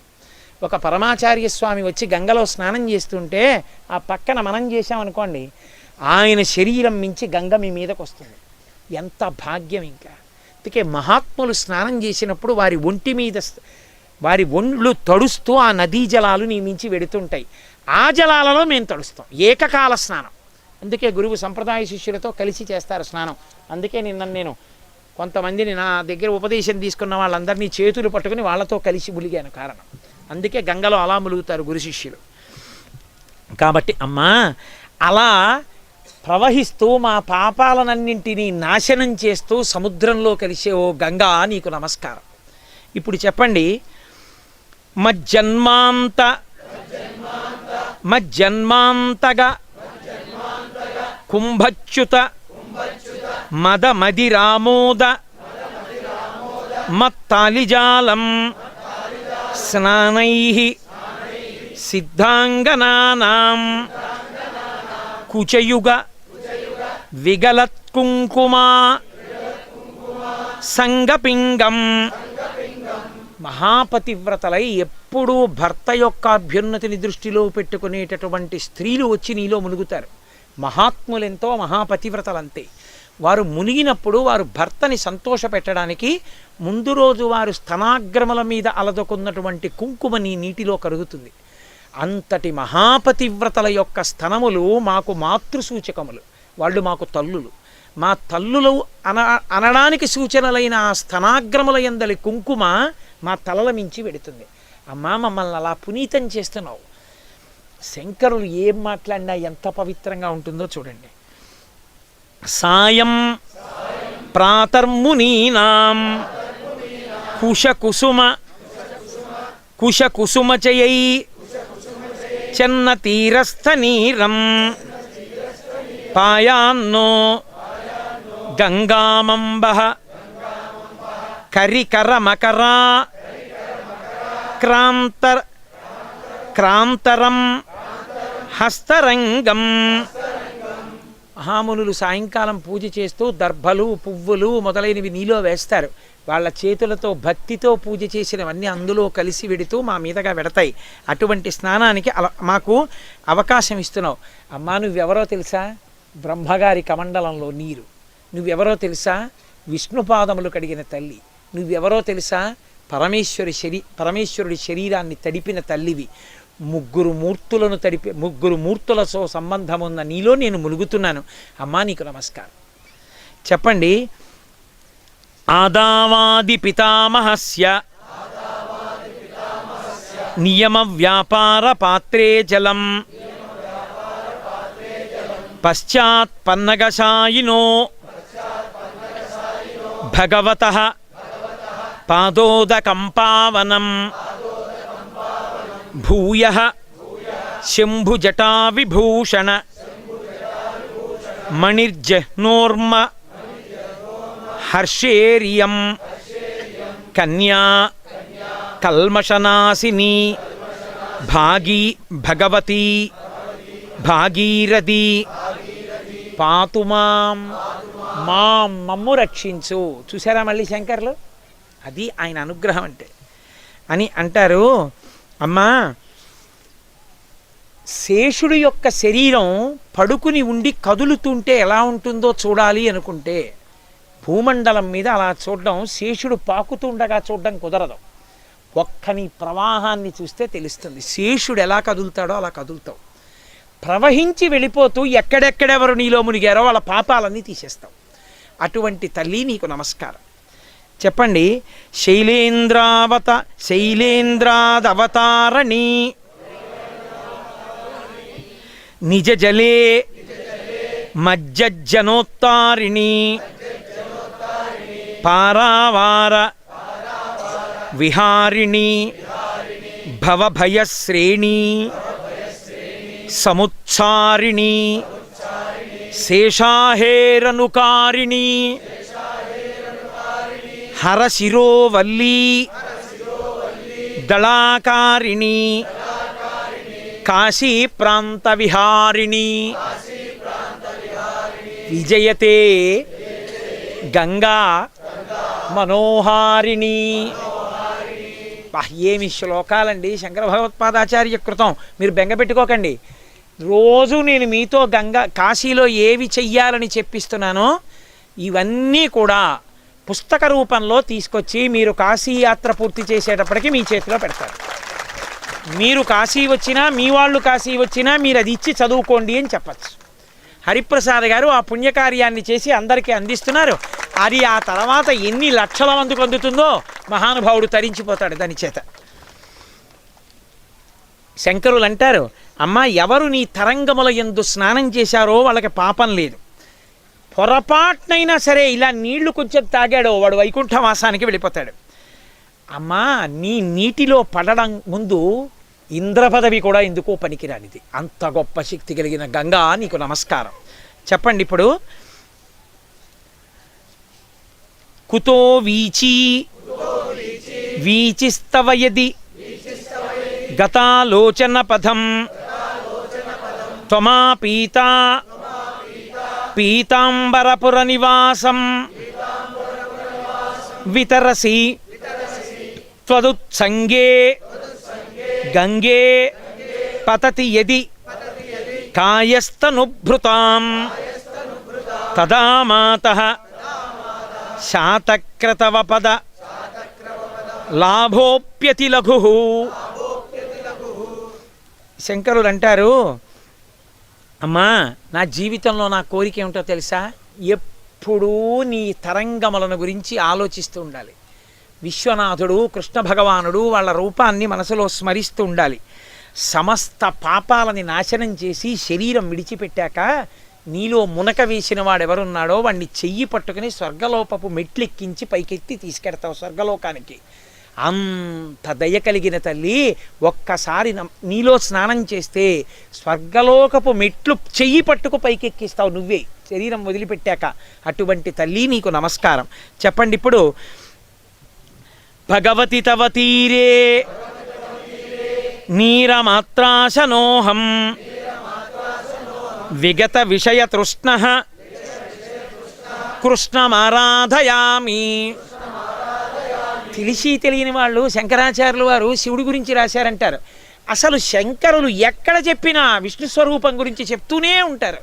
ఆయన లాంటి మహావిష్ణు భక్తుడైన అటువంటి ఆయన గురించి వదిలిపెట్టేశారు.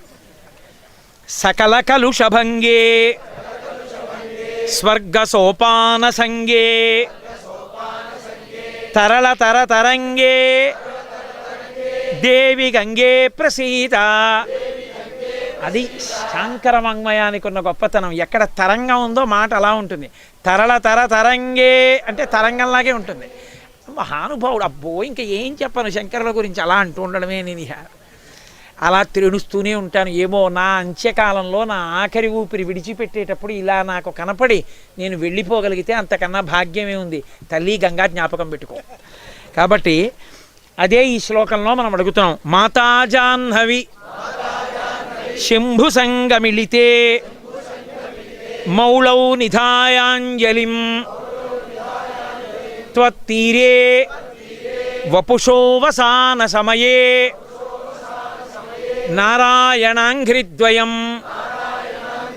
సానందం స్మరతో భవిష్యతి మమ ప్రాణ ప్రయాణోత్సవే